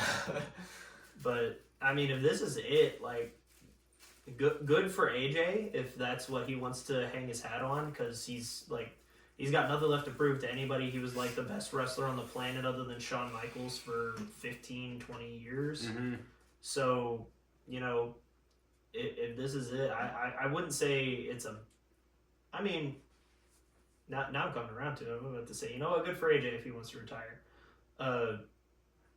It just feels very sudden, but I don't think it's necessarily like. I think that's the swerve, though, is like every wrestling fan that I've talked to has basically said, man, I kind of wanted to see him go throughout 2026, at least till the summer. So, that's the general consensus. So it's like him retiring now or Gunther making him retire now is just another level for people to be like, man, fuck this guy. Yeah, and even like if you look back the last couple of years, because he had that foot injury and then he came back, wrestled one match and re-injured his foot and was gone for like another 4 months after that. So you can tell his body's already breaking down on him, and I mean he's not doing the same stuff he used to do. He already said like I'll never do the spiral tap ever again because I just don't think I can do it anymore. His old flying finisher from TNA. So there's not much of like a better opponent you could really pick for him either, because Gunther's good. Like, yeah, the crowd wants to hate Gunther, but Gunther's just genuinely good at what he does. Oh yeah, like one of the best wrestlers on the planet right now, and draws like some pretty actual at times real feeling heat, like decent heat, Yeah. But his promos are intense, and he's just. Like, he knows exactly what he is, who he is. And I've seen people try to say that he's getting X-Pac heat, and I'm like, he is not getting X-Pac heat. People don't want Gunther to go away. They just really don't fucking like him. Yeah, but that just means it's working, Yeah, it does. They're in a position where so many guys are very close to hanging it up to that they can naturally fit this in with the story if they want to. Oh, he's got his last match. He takes another legend out. Takes another, you know what I mean? Yeah. I don't think it'll happen to all of them. Like, I don't think Punk's last match will be against Gunther. No. But we'll see about everybody else. But I don't think it hurts it, especially that it was John, because he's still got... It needed to be somebody credible with a lot of mileage left, and that's exactly what Gunther is. Yeah. He's not like he's not a spring chicken, but he's like still got plenty of miles in the business left, Yeah, he's probably got more world title reigns left in him. So I'd Absolutely. say, like, if this is where AJ wants to hang it up, I think it's, like, the perfect opponent for it. I would like to see him wrestle more, but the more I think about it, the more I'm like, who does he really have left to wrestle, especially as a babyface? Because it's like he's wrestled the Judgment Day. He's already been through that. Everybody's going through the Judgment he Day got a spin Cena cycle. match last year. He just got that banger with Shinsuke. Yeah. That's the thing. That match with Shinsuke, and like how it almost felt like they purposefully were like, let's deliver a banger to make up for what we did with that rivalry years ago. That almost made me feel more like he was going to retire for real. I'm like, yeah, because especially Nakamura doesn't have very many years left either, I don't think, because everybody kind of has said in the last decade since Shinsuke signed with WWE that it's almost felt like he's been on a retirement run this whole time. And when's the last time he was in any prominent match outside of that AJ one? The U.S. Championship run that he had that almost everybody forgot about. So already. it's like, but see how long has it been since then? It's like he hasn't gotten anything. So it almost feels like if that's the case, they're kind of just checking the boxes for what AJ wants to do towards his final stuff. And like, you got to wonder too if maybe he sees kind of what Cena did, and make that make sense. Maybe he's just like, this will do Gunther like a whole, like nothing but really a favor, like on the way out to retire Cena right after that. And those guys were the guys of their respective companies for a long time. In opposite, and like he retires both of them in like less than 2 months. It's like that is such a, like, he can own that forever, Yeah. I mean, I don't know if that'll actually happen or not, but I gotta feel like this isn't happening for no reason, because like if they're giving AJ him, I feel like it's inevitable that it's gonna happen if it doesn't happen at Rumble. You know what I mean? If they drag it out to another, somehow it ends up in a bullshit way, and then he's like, "I'm gonna make you," pay and shit, and yeah, and I mean they've been trying to make Gunther go scorched earth since he tapped to Jay, because the problem with being a heel that taps out, the you tapped out thing is just gonna follow you forever. The Jay thing was so nonchalant too. Why the fuck would they even I make hated it? the way that they booked the end of that match. It felt like he tapped so abruptly, and it was like he did. The Gunther character wouldn't really do this. No. I mean, I guess they were trying to sell the fact that he panicked, but it's like if you were even going to do that, you could have did it a different way. Right. Like, and like Jay could have pinned him too. Like Jay pinning him, I don't think anybody would have really cared. And he still could have panicked after the fact. Right, exactly. Yeah, like you could have him if you really wanted to make him look strong and you didn't want him to lose to Jay, like just have him kick out at 3.2 or something, or 3.1. Like have him kick out right after the 3 count if you're really that worried about it. But no, I mean I think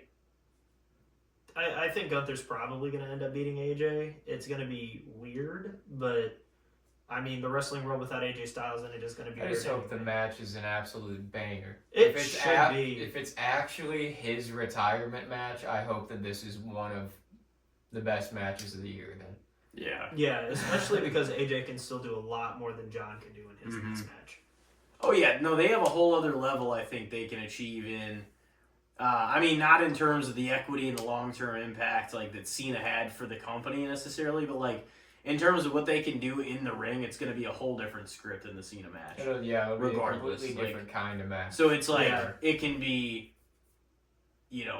something way different than that. But it will be crazy if AJ, like if you're in AJ's shoes, and like none of us are, we don't know, but like trying to put it into perspective in some way. Like, what if he sees it like this is the perfect time to capitalize on this and make Gunther look, kind of like make somebody look really good on their way out, and then he's just like, maybe he came to the conclusion that this should be it. It's not long after Cena's. It makes a big impact if he's like the next victim on the way out for Gunther. Yeah, I mean, it's no different than when... It's got to be somebody that has his last one, so... Right, and I mean, hell, if you want to keep going with it, I mean, yeah. Shinsuke is probably closer to the end than the beginning if they wanted to send Shinsuke out that way, too, and then just let Gunther keep going. And then Brock. And then... I don't know if Shinsuke will be that close, People have wanted Brock Gunther for a bit. Shinsuke is only 2 years younger than AJ. So, I don't think that would be that quick though. Do you? I would. No, but I also don't think Shinsuke. I feel like they've ruined Shinsuke's image. Brock, it might be Brock though. He might take Brock out too. People have wanted a Brock match since Mania 39 anyway. Yeah. But no, I mean, as far as Shinsuke goes, I don't think Shinsuke is going to want to do his retirement run in WWE, and that's nothing on WWE. He's barely been on the fucking air for like the last 6 years. Yeah, he's barely been on the air, and then like most of his biggest rivals are over in Japan. Yeah. So if Shinsuke wants to do a retirement run, he's probably going to go back to Japan. But no, I mean, I think if Gunther retires AJ, like the sky's the limit at this point. Just let him keep going, and he's going to win another world championship. It's just right now the booking is not trending toward him being a world champion again anytime soon, because once Breaker wins it, he's not going to feud with Breaker, and I don't think Gunther's going to take the belt off. So how are we going to answer this in terms of overrated, underrated, or fair? That's the question. Because it is. I've just been sitting here. I don't know. I don't even know if anybody's ready for this. If it happens that way, you know what I mean. In the best way possible that I can put it, I would say that it's fair, because I don't think it's bad if he retires, but I also don't think like it's gonna be this great send off, because I don't think anybody's ready for it. But at the same time, like, that's not our call to make. It's AJ's call. No, and that's the thing. From his own words, it didn't sound like he cared that much about making it an overly big thing. I'm sure he wanted the match to be good, but as far as a send-off or, it's 12 months till I retire kind of thing, he didn't care about that aspect to it. You know what I mean? Right. A great professional wrestler is AJ Styles, but John Cena, he is not. So I think he probably just he would rather be like, all right, suddenly I'm gone. See ya. Mm-hmm. Well, that's even kind of what he said. He's I'm like, going you might home not playing even with know my it. kids. He's like, I may not even tell anybody until after it happens. Right. Yeah. I think That's he exactly kinda what he wanted to said. Quietly. Yeah. Well, yeah, and I mean, like, he didn't get another match with Christopher Daniels or Samoa Joe or Kurt Angle, so I mean, I'm gonna actually say fair also, in the event of we don't know if it's even gonna be for sure, but if it is, it can still be done right and it can be a banger, and we're like, fuck, it might not get better than that anyway. As far as an AJ match, the rest of it, yeah. what he can realistically do with a lot of the other guys in the roster that he hasn't already done Especially on his if way he out. follows it up. Like, if the Shinsuke match and then that is his last match, like, those are the final two, you'd be like, damn. Yeah. What a there good you go, final yeah. two. And wait a minute, did AJ beat Shinsuke? Yeah. He did. Okay, I thought so. That's good. You also just don't want him to stick around, like, you don't want him to stick around like Edge or Christian, where you end up just sticking around. So, like, you come back and you get this big, like everybody was happy for Edge and Christian when they came back out of retirement, but now I think everybody's just kind of neutral on him again. Like, okay, you guys are two old heads that are just hanging on. Mm-hmm. And AJ said before he doesn't want to be that. So Two old guys that are hanging Old heads. I liked Edge when he came back out of retirement, but at this point I'm like, dude, why are you? If you really wanted to just keep working, why the fuck did you go to AEW where every spot you're doing is gonna risk you like actually re-injuring your neck? I know. I mean, I am a big Edge guy, but I was pretty hurt to see him go too. It was like, damn, and then they made him cope and. Yeah, they turned him into Cope. I mean, I think he's Adam Cope again now, but calling him the Rated R Superstar Cope is great. Because he kept the Rated R Superstar name the whole time. That was so goofy. Yeah. Cope.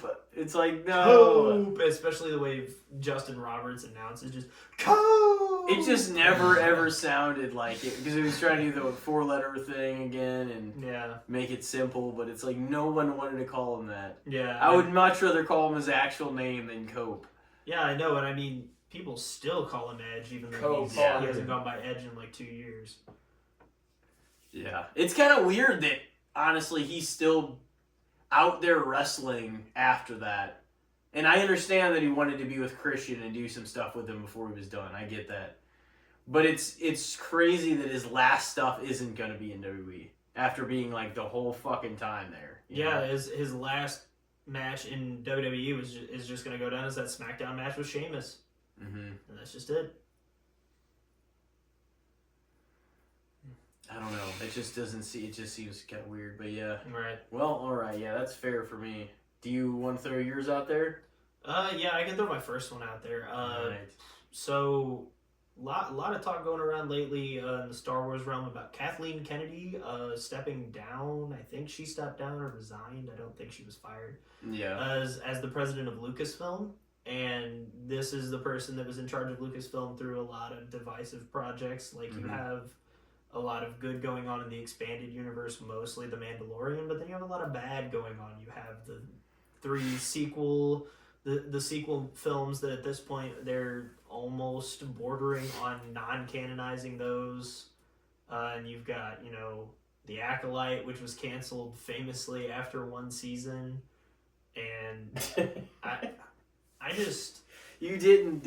How much of The Acolyte did you say you watched? I watched 2 episodes. Yeah. And I did watch it, but... It was really Well, sad and it because also- I thought it was going to be really good. It also did things that just didn't make a lot of sense within the... Like, they keep trying to reinvent what the Force is and can do and stuff, and it's just like... It's just gone too far because some of the stuff they're acting like was possible, if you look at all the stuff following that, it wasn't possible because they would have done it. Or circumstances would have been different if they had these powers. You know what I mean? Yeah, and So it... It's really hard to retroactively write prequel material, I think, for something Yeah. that was just written in the 70s as a space opera. And George Lucas famously was not, the best at forethought when it comes to writing for Star Wars movies. But I don't know. I think the brand as a whole is just kind of in a bad spot, because even this is unrelated to the films, but Disney has started incorporating Star Wars into their theme parks, and they've recently announced that they're going to completely retcon the story behind their theme park inclusion of Star Wars from being about the sequel trilogy to being in the original trilogy's time frame, which is not what it was when they originally built it. And them going all the way to that length is, I'm like, okay, so how much damage did she really do to this brand that they want to just erase everything that's happened? Because The Force Awakens, I think, was a great start. The Last Jedi was the first time I was watching a Star Wars film or a Star Wars piece of media where I went, okay, this is a Disney film. Yeah. It felt that way from the humor, it felt that way from the dialogue, and then by the time you get around to The Rise of Skywalker and you've got, somehow Palpatine returned was their entire explanation, and just, again, more crappy dialogue situations. Bones, never a good sign. Right. And it's just like, dude, can we Some of the dialogue was fucking brutal. Yeah, I'm like, oh my god, what in the Disney... they fly now? Why were you... The stormtroopers have been flying for years at this point. What do you mean they fly now? Yeah. But me and Elijah always tear apart. And I think we both do. We may all like Lando, but that line where he's like, Luke, Han, Leia, me, talking about how they used to run shit and just He back in the included day. himself in It's the like group. I remember that you fucked them over and sold out to the Empire. Yeah, it's the like fifth one. What are you talking about? You were not a part of the main group. Yeah, for Lando, a you did majority one- of that shit. yeah, Lando, you did one cool thing. You blew up the Death Star the second time. That's it. And you weren't even in charge of that mission. There was a whole other person in charge. So, yeah, it's... Yeah, if they go back to Favreau and Filoni as which they said they are, as the heads of content. Filoni worked with George Lucas at the beginning of the Clone Wars and helped to develop a lot of those stories. Dave Filoni is directly responsible, along with George Lucas, for creating the character of Ahsoka. So that impacts the story a lot, once they started making that series. And that I trust more than Kathleen Kennedy being at the helm.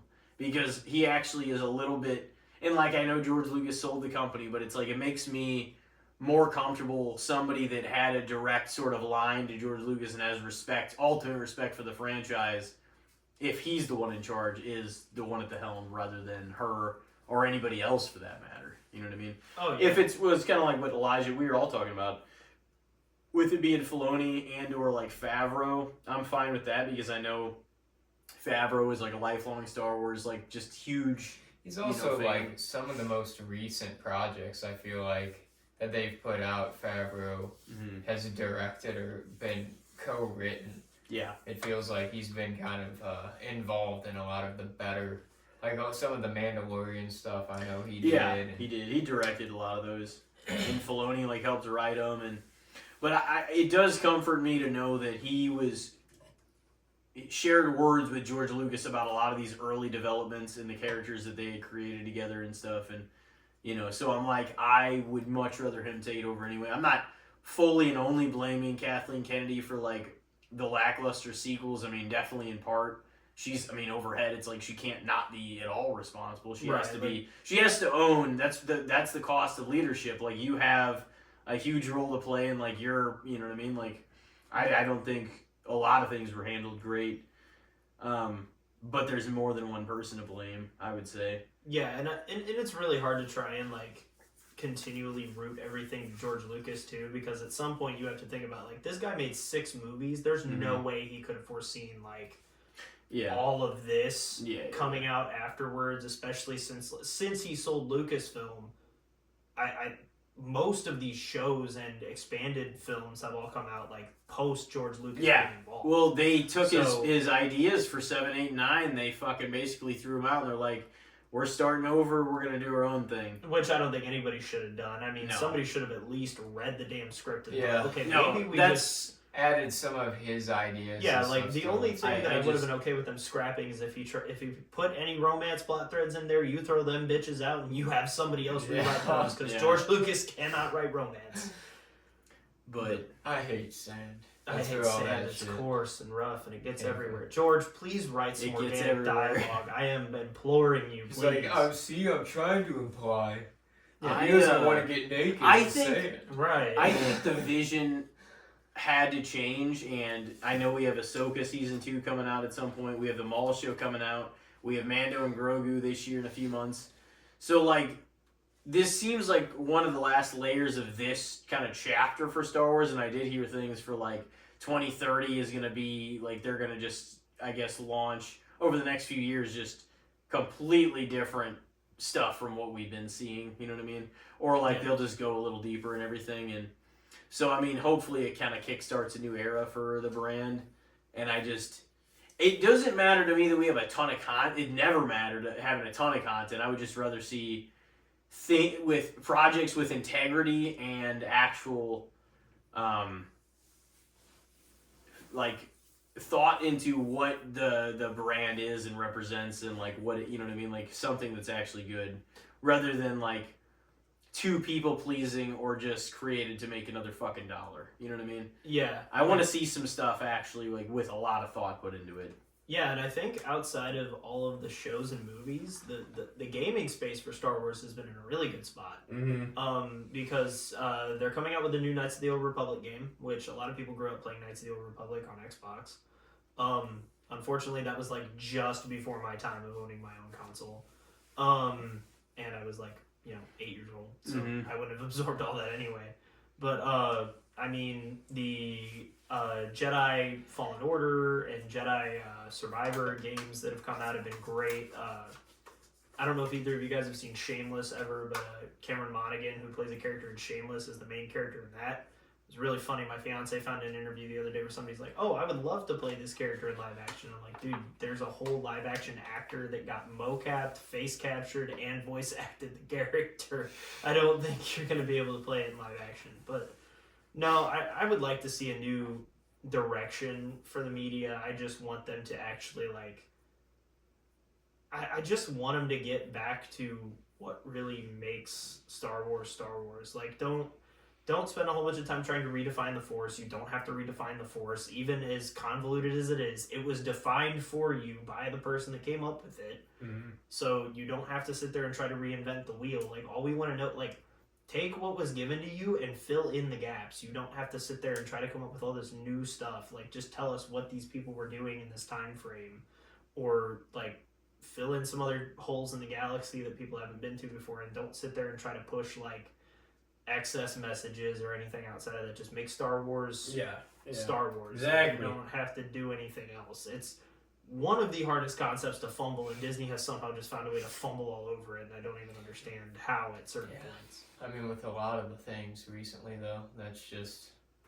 It's Disney-fying. That's kind of what I like to say with some of the stuff. It's like... just has that big corporate feel to it. Kind of like we were saying with some of the WWE stuff. Like, I still keep up with WWE on the weekly and everything, still watch all the PLEs, but it's like, you can feel when things just feel a little more corporate, you know? A little more by the numbers. Oh, we're doing it like this. Everything's got to be a little bit like that. It's like a paint by numbers for every project almost. Yeah, and it's... I think there's still I think obviously, like, in the right hands, they can flip the IP, and the IP's not going anywhere anytime soon. I mean, as long as they can print toy lightsabers, children will buy them. Yeah. So, I think there's still plenty of time for them to turn it around with new creative direction. It was definitely time for a new head of the brand as a whole. Yeah, I agree with that.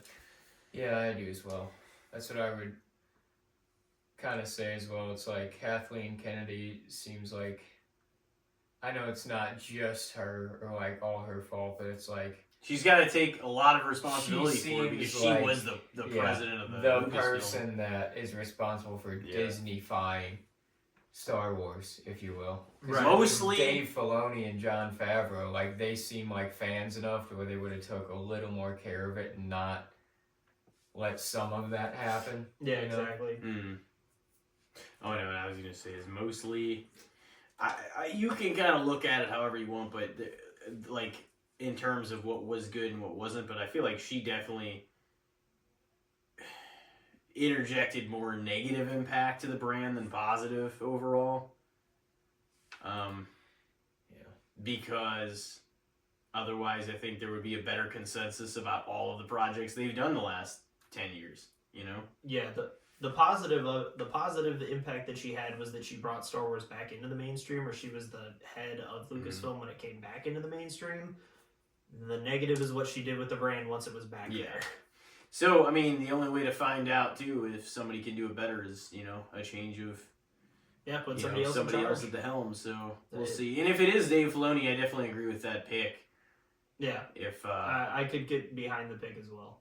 so we'll give him, and he's already led a lot of things in some of the stories. Some of the really good episodes I've seen is stuff that he wrote or he directed, or episodes of Mando, episodes of Clone Wars, episodes of, Ahsoka and Yeah, Obi-Wan, stuff like that. when he's involved, it tends to be better, which is why Yeah. like it's a big part of the reason why I almost think that we're underrating how big of a deal it is that she's gone. No, because I now that honestly she is think it's gone- underrated that she's stepping down, to be honest. Yeah, because I think it's gonna. I think it's Because just gonna drastically shift the brand into a better. It spot. needs to be Yeah, I was gonna say it's shifted. like I would say underrated, but like I guess I'm just gonna have to see how it plays out. I'm going to say But I underrated. am gonna say fair at the very least because it's like it's a positive thing that it's happening. Yeah, because if So- she hadn't left, who knows? Mhm. It had to. I mean, if not 5 years before this, Right. Mm-hmm. So, anyway, it's done. Looking forward, because I was trying not to be too negative on it, obviously, but it is what it is, and now she's not going to be there anymore. But pivoting to Mandalorian and Grogu, that is my topic. But what do you guys think for the hype behind Mando and Grogu that comes out, it was late May? So traditionally, it's going to come out around the time the Star Wars movies used to come out. Yeah. So might swing in with a little bit of a hot take here. I think it's overrated, and I'll explain why. Mm-hmm. I liked Mandalorian. It was very well written, but I think we've All got 3 seasons you liked? Can I be very brutally honest with you? Yeah, no, do it. I stopped after season 1. And the reason Really? yes, and the Oh, reason I man. say that was that I think and I'm doing myself a massive disservice here because I should watch the rest of it. Yeah. But I don't know, and I think I only say that because I guess I was getting burnt out because when that first season of Mandalorian came out, Grogu was everywhere. You could not go he was anywhere inescapable. without seeing Grogu somewhere. And at first Or I was the like, target at that time. Yeah. You I've never saw seen him everywhere. season 2 and 3. I'm like those, but season No, when I 2 saw the came out highlights of before season- anything else did. Even yeah, and I saw the highlights of those, and the highlights were still very high, so I don't think they were bad at all. The only Yeah. reason that I say the hype is everywhere is because and this goes back to Grogu helped put Star Wars back into the mainstream because Mhm. it's very rare. R2D2 and Star Wars has always been big part of toy yeah, and kids culture. and R2D2 is probably the last big mascot for Star Wars that you could have possibly seen because back in the day people thought R2D2 was cute. Mm-hmm. So you've got Grogu now that launched everything back into the mainstream, and it did a lot for Star Wars. And I think it doesn't have so much to do with the content of the movie. I think the movie's going to be great, but with how much the Mandalorian and Grogu have just been plastered on everything for a long time, I don't think there is any conceivable way that this film could live up to the amount of hype that people are having for it, because there's a lot of people that are probably going to go into it and it's just oh, it's another opportunity to see the Mandalorian and Grogu together, and it's I'm more worried about it getting overhyped than anything. That's why I say it's overrated. I don't think it will be a bad film. I just think it's the same concept as Disneyfying. Like, it's what's happening with Marvel. They find something that works and they just throw it out on everything, because Marvel has so many projects going on now that nobody can keep up with it. Or at least, like, if you do keep up with it, you're a hardcore fan and you've watched hundreds of hours of Marvel projects, because I haven't consistently watched a Marvel film probably since after Endgame came out. I've seen a couple, but I don't go and watch all of them. Like, you don't want the market to be completely oversaturated with things, otherwise you kind of get burnt out and you don't even watch the content. And I feel like that's what happened to me, was I was just like, holy shit, this is just everywhere. Why is it everywhere? I can't turn. Well, and then they launched like 7 new shows and like a few more, and I was like, holy I have not caught up. I was caught up for a while, and even into like Endgame and stuff, and now there's still like a couple, 2 or 3 movies I haven't seen. The shows, there's definitely several seasons of things. So many shows there for like a couple of years. It was like, and Star Wars, every they were few mass months. producing both of them. Yeah, and they were producing a lot, I think, during the pandemic and immediately after. 21 and 22. Yeah, because they knew everybody was sitting at home, because like Loki, WandaVision, Hawkeye, Falcon and the Winter Soldier, those all came out within like a year of each other, and then from there it just kept going, and it's like the Marvels, Secret Invasion, which I think flopped. That's the one that had Samuel L. Jackson in it, which is unfortunate because I love Sam Jackson.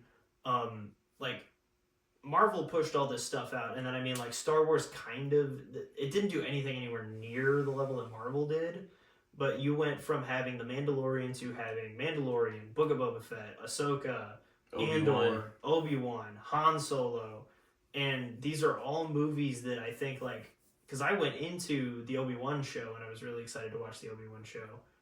And that was the number one thing I wanted to watch. Yeah, I thought when I heard that all those were going on. Yeah, and I watched it weekly, and I didn't think it was that bad. Like, I don't think they needed to insult. I didn't think they needed to insert Kid Leia into that the way that they did. Yeah. But I thought it was okay. I mean, it wasn't anything like I was expecting, but that just is what it is. And it's like, it almost feels like these companies are putting out so much stuff all at once that they don't, and again, maybe this was Kathleen Kennedy, maybe it was Disney, maybe it was something else, but they put out so much all at once that it just doesn't feel like care went into any of it.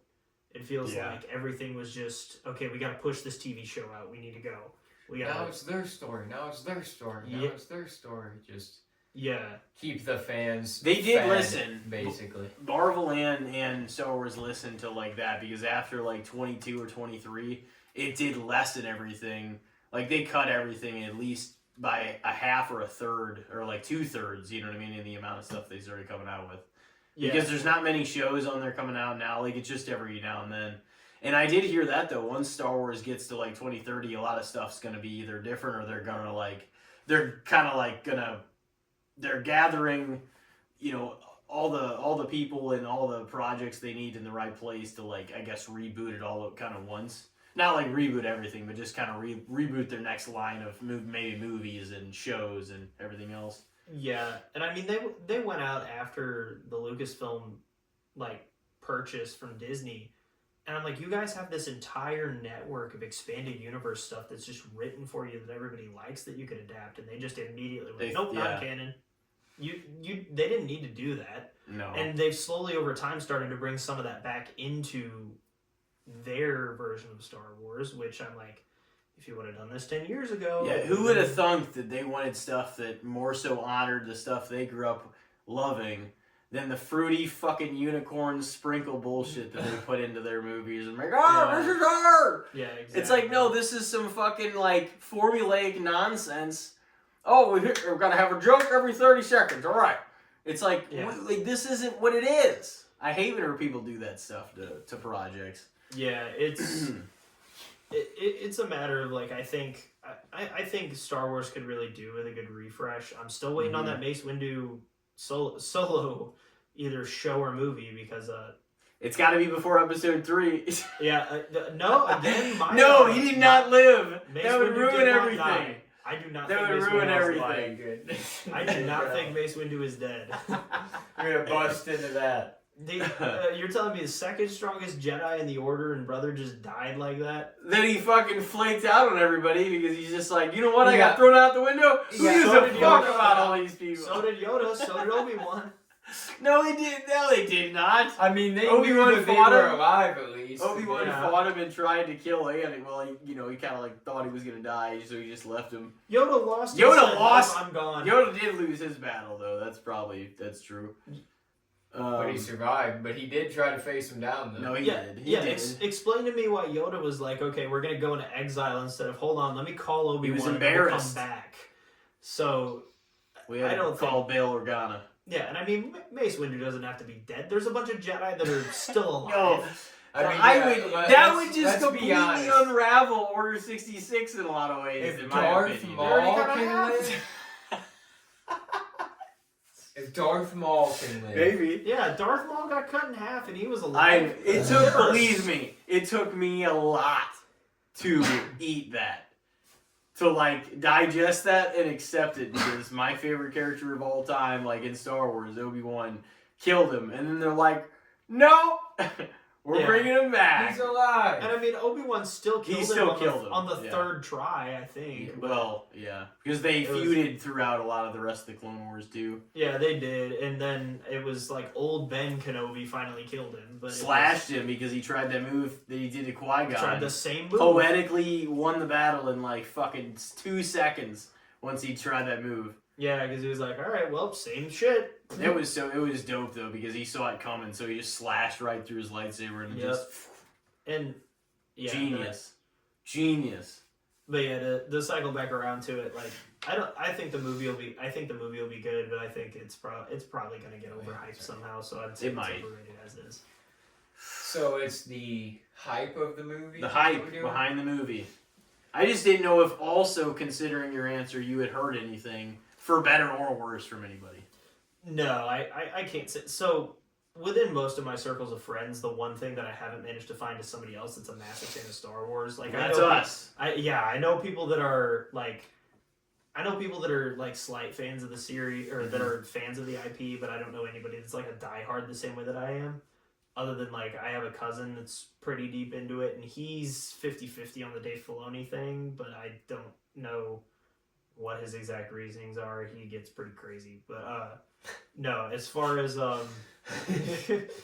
but no, as far as the movie hype goes, I think it's probably overrated. It'll probably perform well, but it probably will not live up to whatever hype was surrounding it. It'll be interesting to see how it does. We got months before we really get into that, like on a more deep level.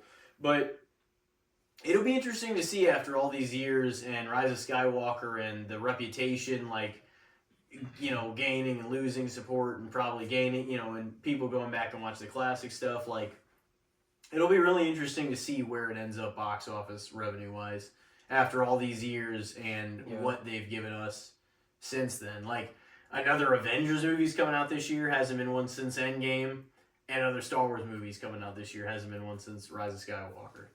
So in those 6 years, or actually more than 6, 6 to 7 years pretty much, we're going to see how things have shifted and what the public perception is going to be.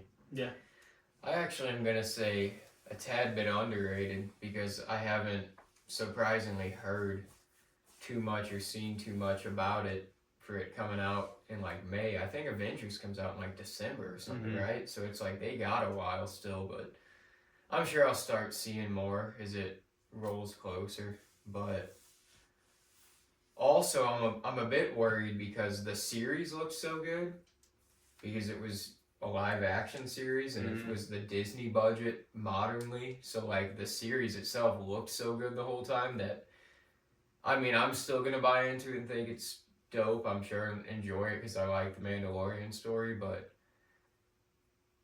it's gonna be hard for it to not just feel like an extended episode of the show because the show looks so good already. Well, they modeled all the shows after the movies because the movies were always like, you expected it to be a certain precedent. That's what I mean. You So expected like, it to look fucking phenomenal. But you go it's a see Star movie. Wars movie. It's back in theaters, so it's like, what's gonna make it feel like that again? Or is it just gonna feel like the Mandalorian but on the big screen? That will Yeah. be what it feels like to a Yeah. degree, I think, because that's what it's gonna be. I mean, I'm still excited for that, but It's gonna offer more of a conclusion, I think, to that story. yeah. So we'll kind of see how. I mean, I really and like who's the included in Mandalorian it, too. stuff, so I am excited for that. Mm-hmm. I will say underrated, actually, because I haven't heard a whole lot about it. I think there's just a lot of movies coming out this year that... Did you see seem the good. Odyssey had a preview in between the game last night? Yeah, I saw that they were like premiering that Mm-hmm. at the end of last year, I think, a lot of the movies. Well, did you see the clip that was played yesterday in the game or during the Yeah. game? Okay, yeah, I was gonna say that was like one of the. I guess that comes out in like July. I'm A lot of excited- Christopher I'll Nolan definitely movies see always that. came out in July. Yeah, that's gonna be fucking wild too. Mm-hmm. A lot of good stuff this year. So you said Cinema overrated, wise. you said underrated. Yeah. All right, you want to flip it back around to you Yeah. for another one here? We'll just do like one more each. Yeah, Sound that's good fine. to you? Quick shout out to Christopher Nolan and the summer Barbenheimer. Yeah. That was a fun summer movie. Did you go see them both back to back? I actually have not seen the Barbie movie. Oh, I really? did watch Oppenheimer, and that was like one of the few movies I've ever watched that I was just like, I actually had to digest that for a little while because Yeah. I thought the message behind the movie was really powerful. Oh, it was, and it's a lengthy movie as like a lot of Chris Nolan movies are, but it was good. It was really good. Very good. Alright, well. Christopher Nolan, I wonder who he's going for in the Super Bowl. We're going to be talking about the Super Bowl here. All right. Because the Seahawks just made it this year, as did the Patriots. Yes. I feel like there's been a lot of talk around some of the coaches this year. Mike Vrabel, for one, Ben Johnson, another. Like, just some of these coaches that kind of turned their teams around and really made something happen. But what do we think about Mike MacDonald as the Seahawks coach this year? Do we feel like the guy gets enough credit? Do we feel like he deserves a lot of credit? I mean, his team's in the Super Bowl, but he's honestly a coach that for his team being so good, and I mean, where did he come from before this? He was a coordinator somewhere, wasn't he? He was a defensive coordinator. I don't remember. For the Ravens? Was it the Ravens? No. It was it. Because he wasn't. No, he wasn't Detroit's defensive coordinator. That was Aaron Glenn. Yeah. The Jets did not do very good in first year under Aaron Glenn. Yeah, he was the Ravens. He was Ravens defensive coordinator. Ravens D coordinator. That makes sense because Baltimore had so much missed potential, but these playoffs have been the most bizarre playoffs I think of the last. Unless you want to include 2017 when the championship Sunday quarterbacks were Tom Brady, Blake Bortles, Case Keenum, and Nick Foles. Mm-hmm. Yeah, and this year championship Sunday's quarterbacks were Matt Stafford, Sam Darnold, Drake May, and Jarrett Stidham because Bo Nix was out. So, I don't know. I mean, I think McDonald, like if you want to look at the Seahawks never really went into a full rebuild after the Pete Carroll era ended because Pete Carroll and Russell Wilson both left. Like Russell left first, but then Pete Carroll went like I think either a year or two after he did. And the Seahawks roster was just never really bad. Like even with Geno Smith, they were doing all right. Yeah. And I think, after seeing Geno Smith on the Raiders, like Geno obviously, I don't think he was kneecapping the team, but I don't think he was just ever a guy that was ever going to get the Seahawks over the hump. But with how good the Seahawks just are from going like, last year they weren't bad, but they were in the middle of the pack. Like nobody was thinking that the Seahawks were going to tear it up, and nobody thought they were going to be in the top 10 picking either.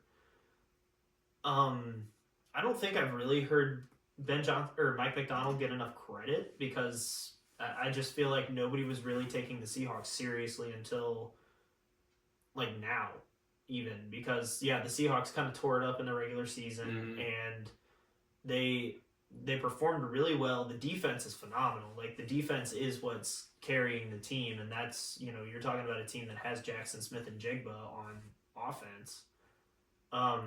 Kenneth Walker, man. Kenneth Walker tore it up yesterday. Yeah, like, he He had like 3 touchdowns. They keep it.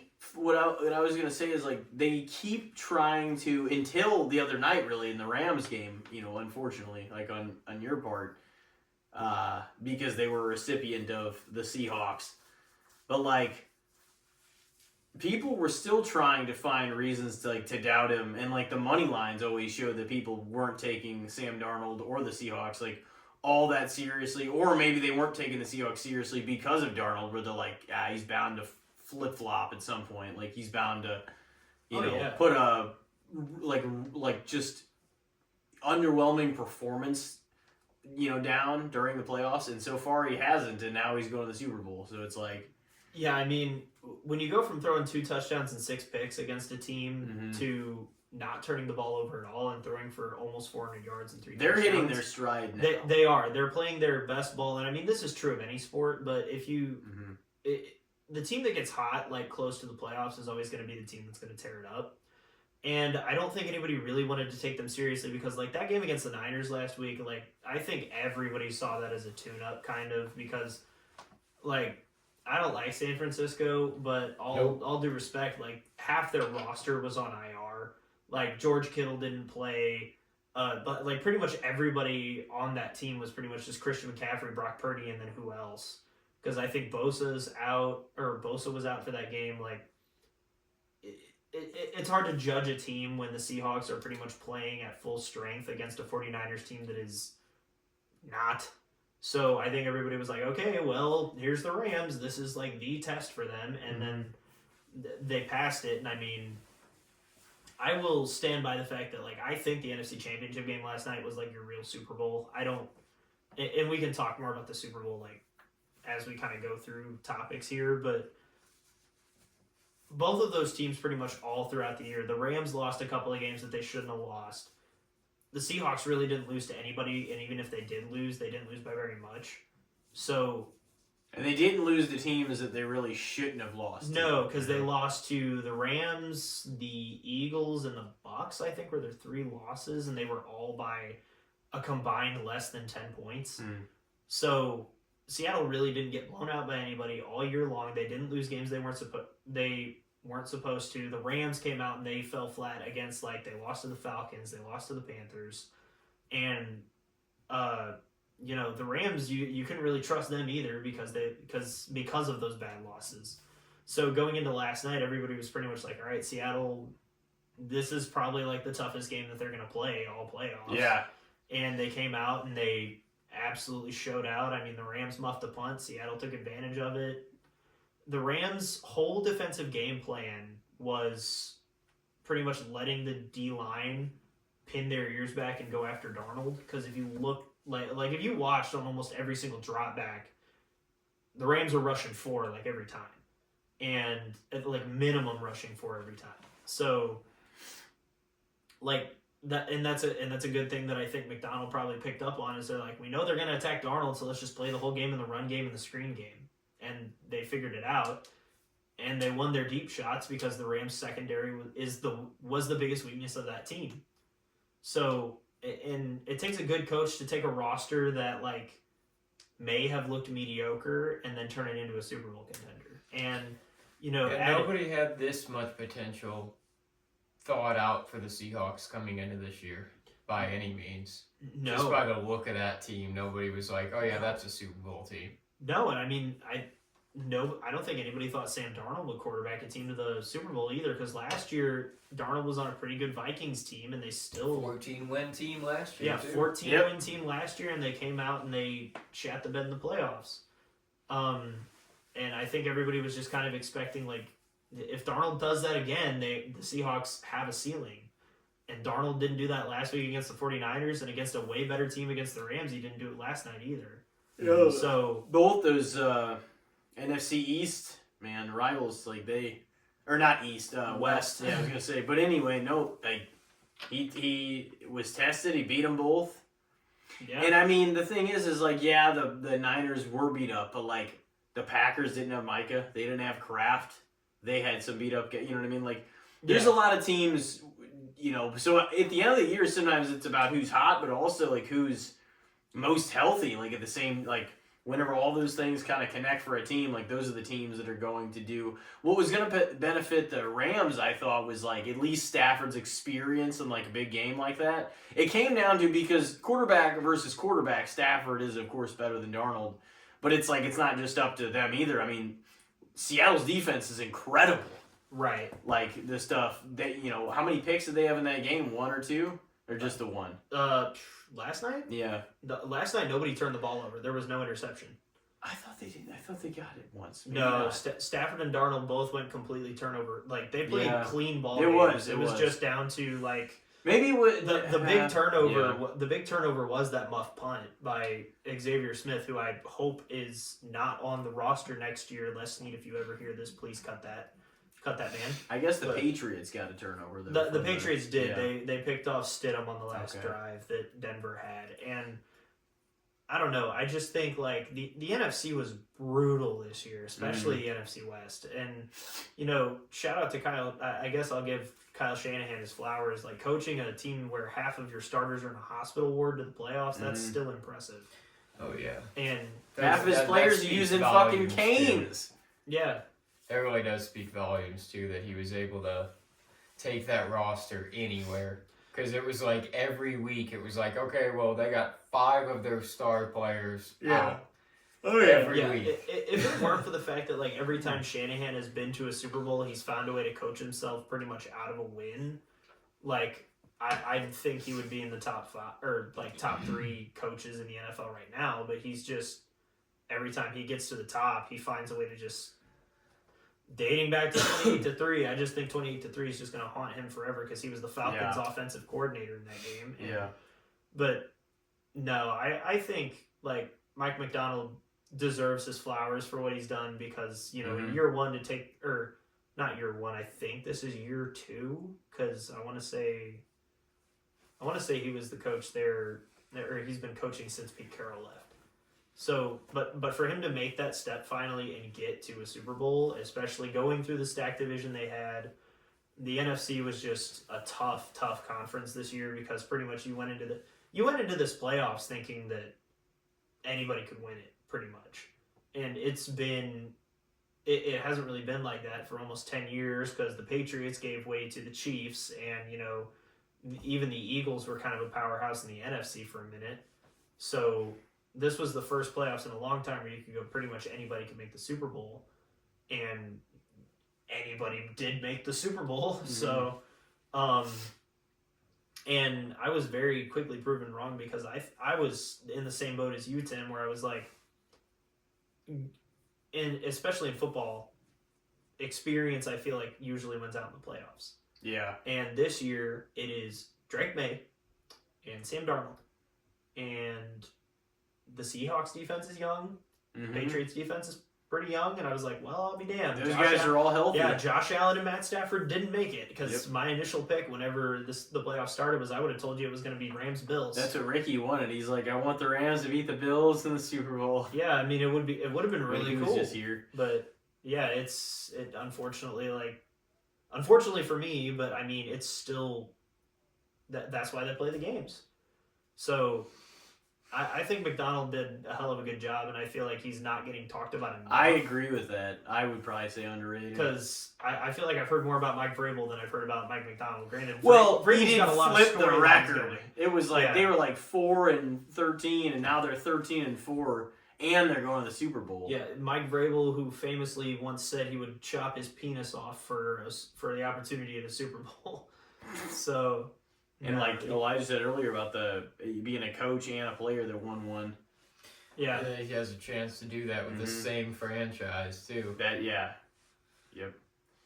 Yeah, I'm gonna say underrated for MacDonald because they get a lot of credit in like the JSN and like has the defense. That, like, quiet personality too about him. Well, in the defense and JSN and Darnold get like a lot of talk, but I feel like in that circumstance, like Vrabel is getting a lot of credit on there, but a lot of people aren't talking about MacDonald the same. You know what I mean? Like, as in, they're kind of attributing it to the team and not really talking about him a lot. Mm-hmm.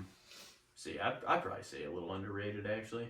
Yeah. He should definitely get some credit because they have fucking dominated some people this year, too. Yeah, they did. I mean, the Rams games were close, but outside of that, there were a lot of games.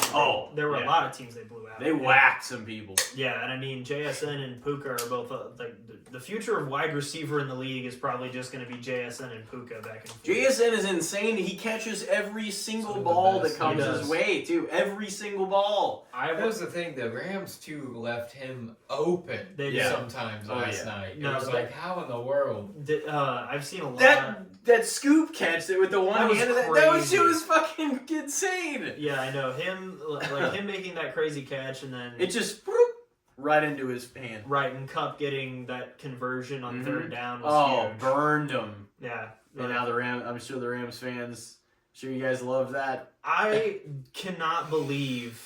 So in hindsight, last offseason they decided that they were going to let Kupp go, and I was like, I really don't want to see him leave because I know he's gonna torch us somewhere, and look at what happened. But in the championship, in the championship game, he scored a touchdown and got that last conversion. So even though he's not lighting up the score sheet like he used to, like he's still there, and he's a consistent set of hands. And that was a crucial and he knows the Rams play that he scored exactly. on too. And he did the same thing in 21. Even when he was on fire, he was still clutch because the Bucs game, he bailed the Rams out and had that big catch. The Super Bowl, he caught that last touchdown. So Kupp's always been clutch. And it just really bites that the Rams let Kupp go. They re-signed Tutu Atwell, who is like their third or fourth receiver, or who was supposed to be their third or fourth receiver going into this year. They brought him back on a 1 year, $10 million deal instead of giving Kupp something. And Kupp already has said before he would have taken less money to stay in LA. Yeah. And they gave that deal to Tutu Atwell, and guess where he was on Championship Sunday? He was a healthy scratch. So, a management misstep. But, yeah, I think MacDonald's done a phenomenal job with the team, and I think, they're set up to win the Super Bowl. Like, big time, for sure. Yeah, I do too. Do you have one more? Is it, and here's the thing, because I do have one more, but I don't know if yours is like football or if it's something else. Is yours football related? Because mine's also football related. No. Okay. Do we want to end with football or wrestling? Because mine's wrestling. Well, I mean, we can end with football and make Super Bowl picks. Well, that's true. I'll throw mine out there. So, okay, let me ask you guys this to dive into it for a minute. I know Cody announced his number, or not number, like what number or anything like that, but that he's going to be in the Rumble. Is there anybody else that's a lock that they have already announced or no? I don't think that's weird. Anybody's really said that they're like a lock for the Rumble. I think Roman, I think, and I think Gunther said he's gonna be. A lot of the women have too. Yeah, and I mean Gunther's probably gonna pull double duty, but that's usually what happens with the other people on the undercard. Yeah, they'll pull double duty for the Rumble. But yeah, go ahead, Tim. Well, if that's the case, that just kind of started. I mean, not that I think Gunther would win it, but like if something happened in the him and Styles match and then Styles fucked him over, then he could get another match if he takes him out of his potential world. Like if they wanted to run it back at Mania or do like something, as we were talking about earlier, to like lead to a bigger match or something else. So I was just gonna bring up, what do you guys think of Roman? The idea of Roman winning a second Royal Rumble as the Rumble winner. Like that's my pick. I don't know. That's if it's a better actually pick than happen, Cody winning do not go anywhere near Cody winning a third Rumble. No. Ever. Not just now. Ever. No. Ever. If Cody's gonna go to Mania in a championship match, he can win a chamber match. He doesn't need a Rumble. Yeah. No, they've already blown it. You've already done it twice. Nobody wants to see it. Yeah, there's a million other guys. Certainly not that. There's a million other guys you can have win. Yeah, maybe Jericho comes back. He won't win though. He might come back in it though. Yeah, and I mean, like, I'm a huge Cody mark, and I'm like, I like Cody as WWE champion, but at the same time, he needed something fresh, and he does not need a third Rumble. No. He I think right now it looks like they're just moving towards Sammy being a world champion. If not at Rumble, they'll probably put it on Sammy at Mania. The only idea I threw out that is a complete throwing something at the wall to see if it sticks is if they really want to do a Cody heel turn, they could have Sammy win the belt at the Rumble, have Cody win a chamber match, and then turn heel at Mania by beating Sammy, because that would piss everybody off if he dethroned Sammy through some kind of bullshit tactic. Because I don't think Drew's gonna have a long title reign. I just don't. I think they waited too long on Drew.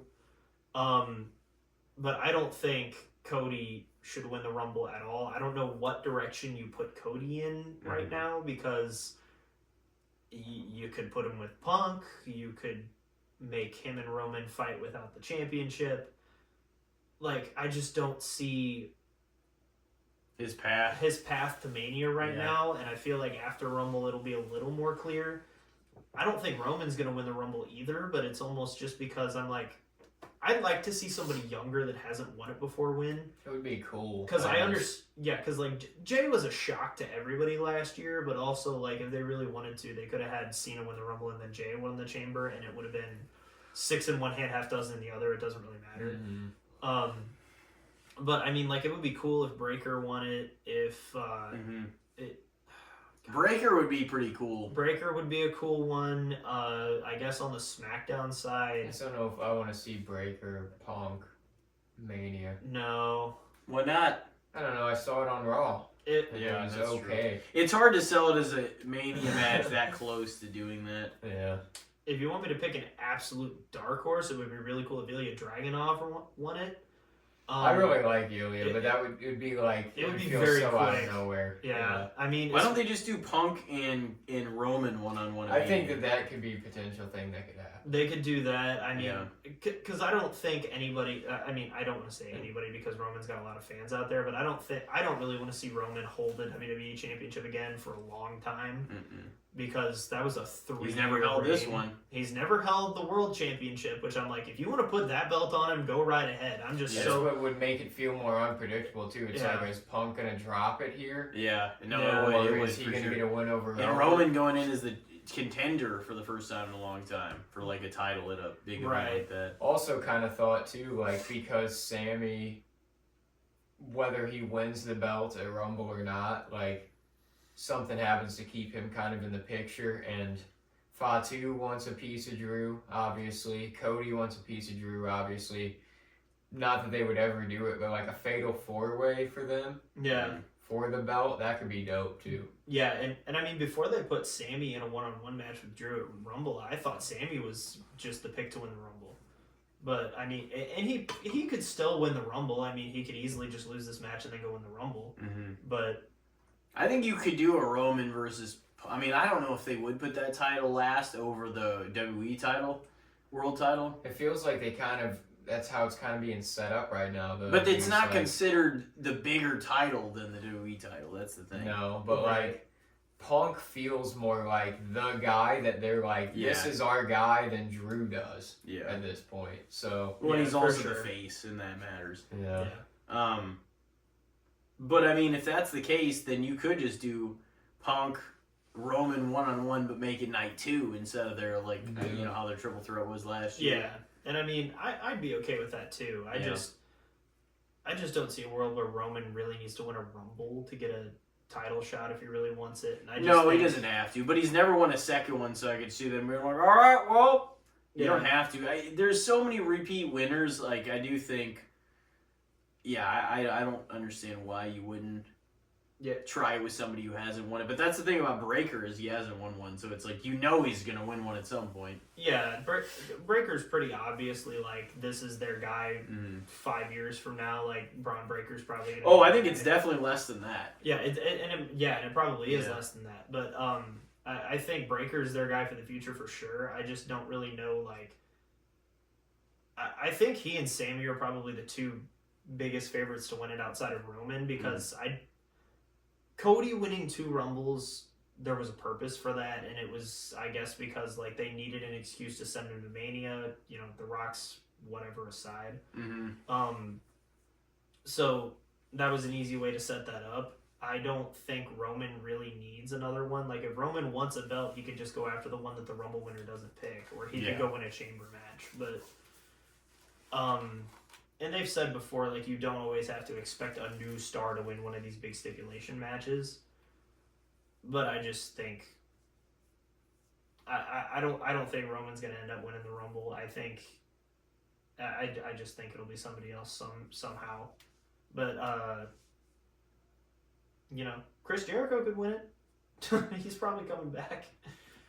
But yeah, I don't know. No, he's not going to win the Rumble. No. But, Isn't it unbelievable that him, Kane, and Kurt Angle never won one?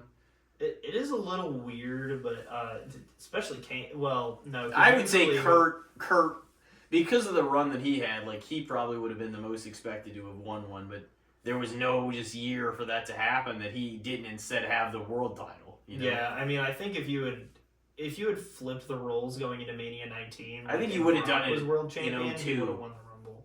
For Kurt. The year that Triple H, obviously Triple H came back and then they had him eliminate Kurt, but I think right. 02 would have been a good time for him to win it. 02 would have been a great time for him to win it. I think, like, literally any time in the early 2000s, or if you wanted to, like, put Wrestling Machine Kurt and have him win a Rumble, that also would have been good. Mm-hmm. But yeah, I just don't know why they never pulled the trigger. Kane makes sense. Kane was never like the guy. In Kurt WWE. should have won one for sure, though.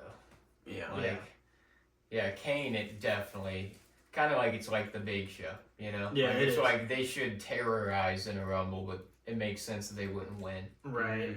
The Giant doesn't usually win a match like that. I was watching a video not too long ago, somebody talking on YouTube, like, the Big Show just used to torment every kid's dreams as a child, because if their favorite childhood hero in wrestling was ever doing well, all you had to hear was "well," and then you knew it was going to be a bad time. It's going to come down and rip your dude apart. Yeah, rip your dude apart. It wasn't going to be a good match. He was always going to get, like, eliminated in one of the last people. Right, like, Big Show was just always there. Alright, what's going to happen? Oh, probably the same thing that always happens. The big guy gets thrown out. 8 people are going to jump him. Yeah, the classic, how do you eliminate the Big Show? Oh, yeah. Oh, man. Roman winning the Rumble? The idea of Roman being the Rumble winner this year. In my Two-time ideal world, Mania right now, just the way I would book it, this is just a fan talking the way they would book something, though. But it's like, I think Roman Punk for the World Heavyweight sounds good. I think Bianca should return, win the Rumble, and face Jade. She already won one. Yeah, but I mean, Roman, I think, is probably going to win one again, too, to be honest with you. That would be so lame if they had them both repeat, though. And the thing with Roman is because the way that it was when he won his first one, it felt so forced, and the crowd turned on it and everything. This is such a different Roman now that it wouldn't be like that. So I feel like they're going to give him another one. I don't think so either. I mean, maybe it wouldn't Bianca, be the same.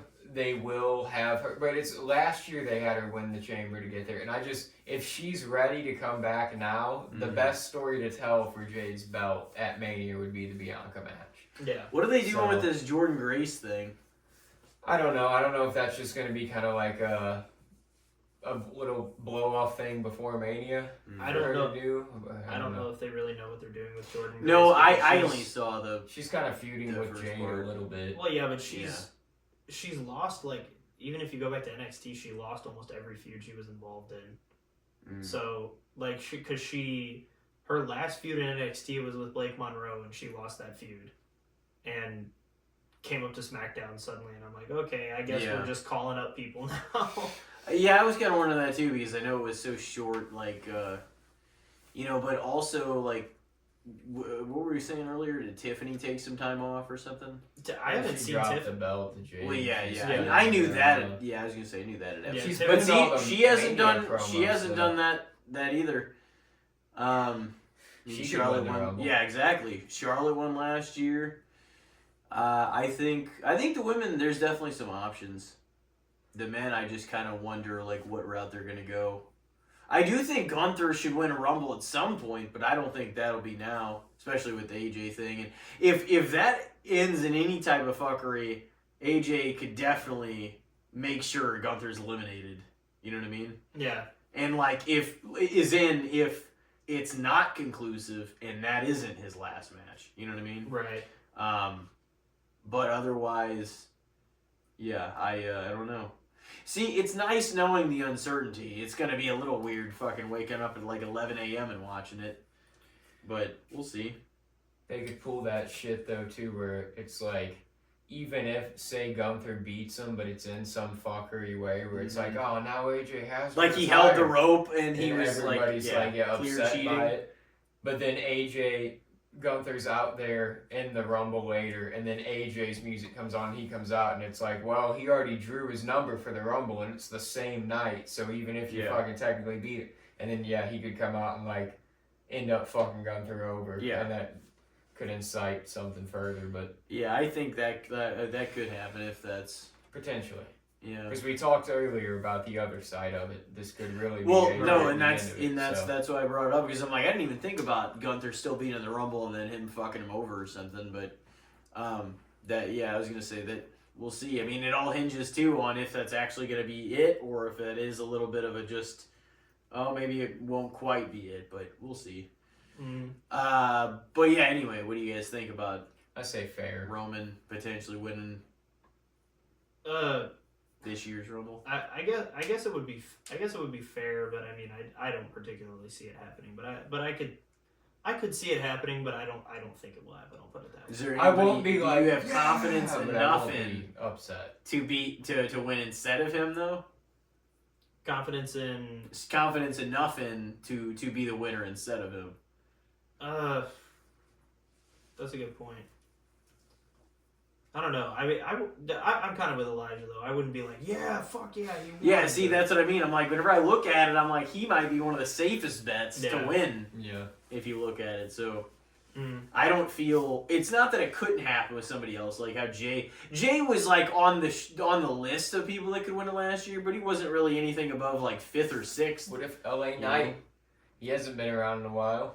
But every time they fucking do this with LA Knight, oh, is he gonna do it? No, he'll be like the second to last one. Yeah. Second to last in the tournament. Nope. And then he's out. He probably will return at the Rumble though, because Yeah. he hasn't been around in a while. Because the Vision whooped his ass. Yeah. So he'll probably do something with them at Mania. Well, that'd be kind of wild. Probably. So you guys both said Fair. Okay. Well, you said you had one more football one to hit us with. I do. The last one that I have, and it's a pretty simple one. Alright. The Patriots have made the Super Bowl once again for the first time since Tom Brady was their quarterback, and it's been mostly on the strength of defense, but there's a guy on the offensive side of the ball who may or may not be in contention for the MVP that I am very up and down about, and it's just Drake Maye. Overrated, underrated, or fair as a quarterback. Why are you up and down about him? What did he do wrong? Because he's... Look at the full body of work, and you tell me watching these last 3 playoff games that you think Drake May is going to I mean, that's true. The playoff route hasn't been, like, an ideal one, but, I mean, he lit it the fuck up during the regular season. Like, some of the stuff... Like, he clearly looks like the best quarterback out of that class. I mean, yes, yeah, most certainly above Caleb Williams still right now, too. Yeah, Williams needed a prayer to even get back into that game against the Rams. That throw against the Rams was to literally nobody in particular. Yeah. But... And Drake doesn't really seem as... He doesn't seem like he gets his feathers ruffled as much in some of the big moments as, like, some of the guys... might already, you know what I mean, that are still pretty young quarterbacks and maybe can't handle the moment. Like, I know too that the strength of schedule had to do with it. They didn't have the hardest schedule this year, but you play who's in front of you, and they whoop the ass of a lot of the people they played as they should have probably. But I think they won that schedule. You 2 have to take advantage. Exactly. Yeah, yeah, exactly. That's the Niners had an easier schedule too than a lot of people did. The Bears did too, and but the Patriots probably won 2 or 3 games more than they were expected to. So, Yeah, I mean, they did pretty good. They were expected to win around 10 or 11 based on the strength of schedule. Yeah, and they won 13. So yeah, and this isn't even necessarily like, do you think he's going to win the MVP? I just don't. Yeah. I think Stafford should probably win it before he Stafford should. Stafford probably should, but like I don't want to say Maye's a bad quarterback. It's just I've heard a lot of people talking about him like he's the damn messiah, and I'm like I don't know about all that. Like, because I know that the playoff route was pretty hard because the Chargers, Texans, and Broncos all had really good defenses, and you kind of have to take the AFC Championship game with a grain of salt because that was played in a blizzard, so you can't take his numbers from that game and judge him on those because any coach in those situations, like, they're going to take the ball out of the After they scored that 10, that was just unbeknownst to everybody else. That was kind of just the moment that that might make all the difference. Like, they might not have had it, and they clearly didn't have to do anything else. Like, 10 was enough to win the game on. Exactly. So it's kind of like, it was not a beautiful game by any means, but... Yeah, and I mean, once you're up by any amount of points and you're playing in a blizzard, turn around and hand the ball to the running back. Yep. Don't throw it. Yep. There's no reason to. And, obviously... Stidham is not Bo Nix, and I'm not saying the Broncos would have beat the Patriots with Bo Nix in, because honestly, I didn't even really think they would. Yeah. The AFC was so weird because you went into a after playoffs. the Bills got eliminated too, it changed the whole landscape of the picture. Yeah, because you're looking at the playoffs and you're like, okay, Justin Herbert, not bad, hasn't won a big game, but not bad. Josh Allen, the most experienced one there, and then you have C.J. Stroud, who was literally been Jekyll and Hyde ever since his rookie season. Trevor Lawrence, who, again, is like, okay, he's not what he was cracked out to be coming out of college. And then, the top 3 seeds were the Broncos with Bo Nix, and I don't think anybody really trusted them. Patriots with Drake May, everybody wanted to doubt them because of their schedule. Mm-hmm. And then you get around to the 3 seed, or the 3 seed was it Jacksonville as the 3 seed, or was Jacksonville 4? I think Jacksonville was a 3 seed. I think Jacksonville was the 3, because they won a shitload of games still. Yeah, Pittsburgh was the 4. That's right. And then Pittsburgh, nobody had Pittsburgh going anywhere. So no, like if you had Pittsburgh picked to go to the Super Bowl, you were a Steelers fan. Yeah, you were a Steelers fan. Would probably, talking about brackets or like March Madness and all that shit though from earlier, is what probably busted a lot of people's brackets was what fucked my parlay up, which was the Bills winning and then they lost. Yeah, so that probably screwed more people's betting over than anything else, was that game. Yeah, and I mean, like we were talking about earlier, I mean, there was probably never any more pressure on a 6 seed to go all the way. And after they beat the Jags, you're like, oh, well, they'll probably win at least another game or two. Yeah, the Bills. It felt like the Jags were honestly a pretty big challenge for him this year, because the Jags had such a turnaround, and Trevor Lawrence, he really had like a bounce back this year. He did. The last couple of years. And yeah, I mean, like, the mistakes were still there from Trevor Lawrence, but he was solid all year long. Felt like Liam Cohen kind of had the same thing with like Mike Vrabel and Ben Johnson this season, where it's just like flipped that team completely around. Yeah, and I mean, the league itself is getting more impatient because they're getting to a point where, like, if you don't... They'll hire a coach and they're like, if you don't turn this around in a year or two, you're just gone. It's not like it used to be where they'd say, Jeff Fisher would not survive as long as he did with the Rams in today's NFL. Yeah. Hugh Jackson with the Browns. Jeff Fisher always gets brought up. Hugh Jackson getting a 3rd year was insane to me, because I was like, he's won like 3 games the last 2 seasons. Yeah, they're like, we'll fucking give him another go. Yeah, he goes 1-31, and they're like, no, we'll bring him again. Yeah. Why? 1-31? 0-16 season. Yeah, I'm like, stuck around. What did you see in him at all in a 1-31 over 2 years? The way he even looked, it's like, this guy just looks like a schlub. He's just a big old dude. It's like, we're gonna give him and another shot. shot. I'm not saying that has any, like, how you're gonna actually coach, but that didn't help that this was the image and this was this guy's record, how it was going. It's like, yeah, he's like, brother, I'll jump in Lake Michigan if we go 0-16, and then they did, and then they went 0-16, and he did, and it's like, nobody's gonna take you seriously anymore, man. I'm sorry, it's over. It's so over for you. But no, that was, my god. But yeah, I don't know. I just don't know that. And I mean, I think the Seahawks are probably going to beat New England by at least 2 scores, probably like 31-20, maybe like 31-17, something like that. Mm. I just don't think the Patriots. I don't think anybody in the AFC this year, because it's not even to dog on just the teams that were in the playoffs. Yeah. The whole conference was bad. Like Baltimore was bad. Kansas City, like with or without Patrick Mahomes, Kansas City was bad this year. Well, the typical elite quarterback teams in the AFC just were not what they typically were this season. No. It was just kind of a strange season in that aspect. Because Cincinnati, Baltimore, Kansas City all missed the playoffs. Buffalo barely made it in. And then you've got all these teams that are like, you know, nobody would have picked Denver to have the 1 seed. Nobody would have picked New England to have the 2 seed. And Bo Nix, compared to how people thought he was going to be coming into the year, disappointment. Yeah. Like comparatively to what people thought his stats would be and like how people fantasy-wise were talking about him, he really did not deliver in that aspect, and they were the 1 seed in the conference. Right. Like, if you want to talk about up and down, Bo Nix was up and down. Yeah. So it just felt like such a weird year, like, versus the NFC where it felt like everybody, like, even though you didn't know who was going to win the conference, everybody was tearing it up coming into the playoffs for the most part. Carolina notwithstanding. So, and Carolina still almost beat the Rams. So, you know, it just kind of felt like whoever came out of the NFC was going to win. Mm-hmm. So, I mean, I just think the Seahawks are probably going to thoroughly beat New England. But, Oh, yeah. No, I was going to say, Bo didn't have a bad game, but then he got hurt, and it was like, Yeah, well, they already that had was a like bye. the best game Yeah, of the season for him in It a lot of was. ways. Yeah, and then he got Some hurt. of those passes he was It was. throwing. and Then we kind of lost faith after like that because it was just like, well, Denver's probably not going to win now. Yeah, and that was deflating too because that one really sucked because I was watching it and I was like, oh, shit, and now the Patriots are just going to go to the Super Bowl. Whoever had the lead when that storm started to get really bad was probably going to end up winning. Yeah, and it was New England, and New England Yeah. was probably already going to be the better team anyway Probably. because they had the better quarterback. But yeah, it's like even And if you take New England's defense is they're fucking good. yeah, They're they really are. good. They were good almost the entire year I had them in fantasy. Yeah, and Vrabel's probably got that whole team ready to run through a brick wall Mhm. to win a Super Bowl. It's just I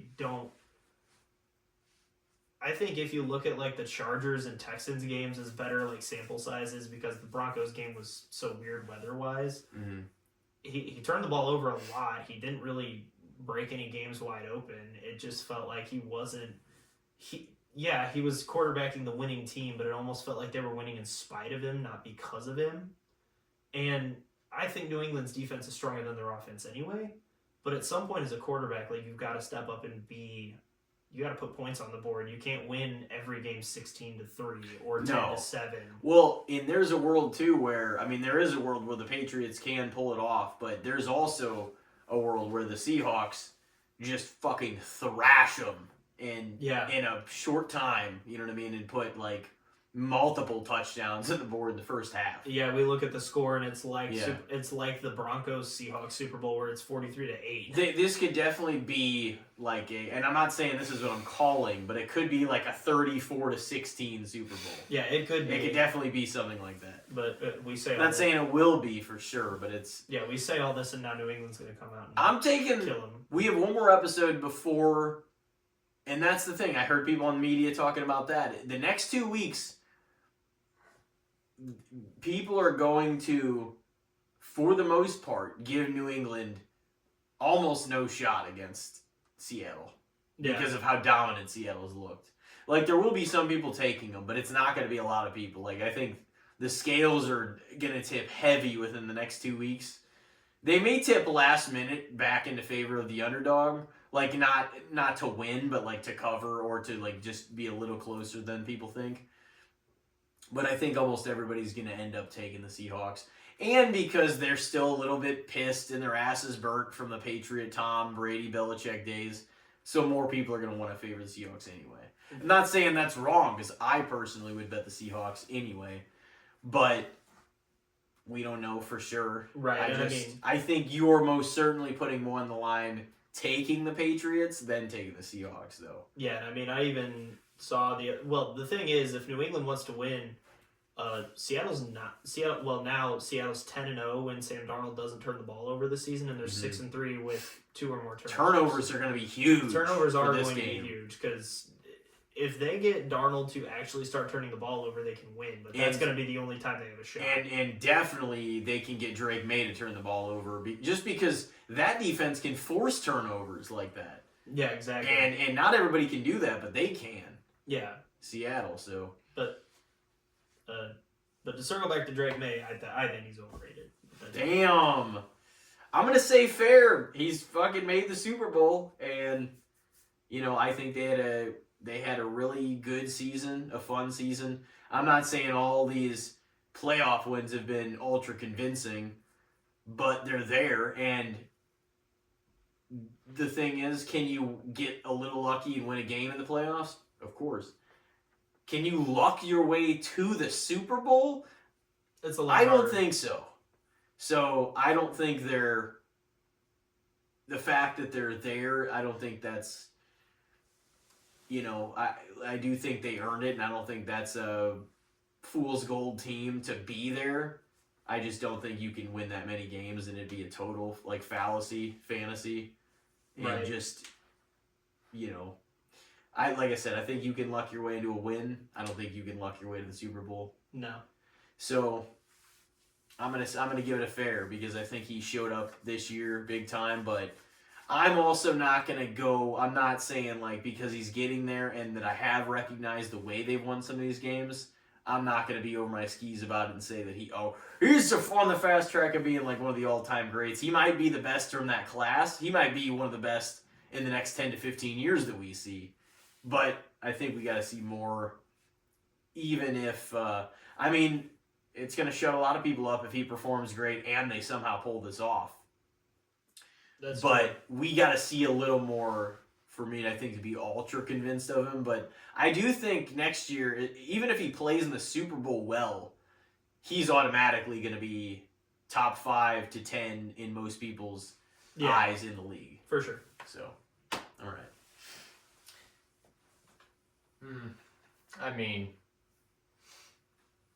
I just hope that the Patriots aren't boring in the Super Bowl. I feel like some of their play, that AFC Championship, man, I had high hopes how it started, that it was going to be exciting. Jarrett Stidham just marching the Broncos down the field there early in the game for the touchdown. I was like, oh, fuck yeah. I kind of started rooting for him. I was like, Jarrett Stidham, man, let's do it. Yeah, but that's always what comes with those games is most teams will script their first couple of drives, and then once you get out of the script, it can get a little dicey, and I think that's what happened. And the weather. Yeah, and really the weather was things. the biggest part of it, because then you're okay, we're out of the scripted plays, and now we're in snow. Good luck. But I don't know. The Patriots won a lot of games. I can see the argument for why you would think he was overrated, because there could be the argument of you put any good young quarterback behind Mike Vrabel in that system this year and they could deliver. I could see that argument, but at the same time, he was that somebody and he delivered. So some credit has to be due for that. And they're in the Super Bowl now. He's an MVP contender. I think it rightfully belongs to Stafford, if I can be honest there, just this season. But I don't know, I'm going to say fair. I don't really think that he's overrated. I think that he's one of the quarterbacks that's probably part of the future. Oh, yeah. So, and nobody can take it away from him now. He made it to the Super Bowl before a whole lot of these guys did. So. Yep. Got to the Super Bowl before Lamar and Josh Allen. Mm-hmm. So. Hey, and I'm not per se comparing Joe Burrow to Drake Maye straight up, but if you remember their run, some of those games were won by McPherson, basically. Yeah, they Kicks, were. Multiple of those. Yeah, games. the Titans game. I remember that game was pretty much just finals. So it's not, I'm not saying they're even the same guy, but the circumstances still could be argued that they made it there, and yeah, exactly. you can fill in the blank. So it's you gotta contextualize that too. So right. Anyway, think it's getting up there in time wise tonight. Yeah, we got yapping. I know. I wish we could go longer, but obviously we've all got things to do, so Right. we're gonna have to call it sooner than later. But it's been great having you again. Oh, it's always a pleasure, man. I always love coming and talking to you guys, even if it's in the group or one-on-ones. It's always a good time. Haven't had a bad podcast experience yet. So. No, and it's kind of crazy. It's been like this long since your last solo, but it doesn't feel like it in other ways because we brought you in other capacities multiple times since then. Yeah, I mean it's weird how quick, you know. I've told everybody since I got out of school, it's just weird how quickly time flies because it's been almost 2 years since my last solo one here, and I'm like, damn, it's been 8 years since I graduated high school. Where the fuck is all this time going? So, but yeah, it's always a good time coming on here. Hopefully I'm on again. Hopefully we can talk more football. Hopefully the off season's not too long. I mean, shit, it's gonna be. I was talking. I've already been commenting on everything the Rams have put out. Is it September yet? Yeah, no kidding. No, we'll definitely have you back on. I'm sure we'll be talking with wrestling and with all the stuff that's going on. You know, right? We are officially on the road to WrestleMania. So. Oh yeah, we'll have to reconvene after Mando and Grogu. See if it actually changed your mind and you're like, yeah, that's pretty good. We'll see if it holds up. So. If not, we're all going to be pretty sorely disappointed. We're going to be like, God damn it. For real. That'd be a real bummer. But anyway, we'll try to think optimistically in the meantime. So. For sure.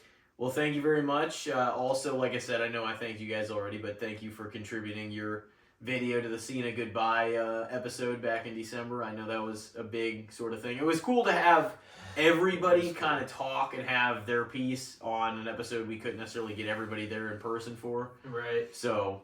It was a lot of fun. Yeah, I know. And now you can't see him.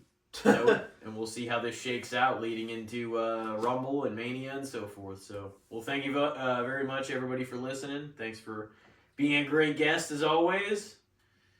And we will see you guys next time.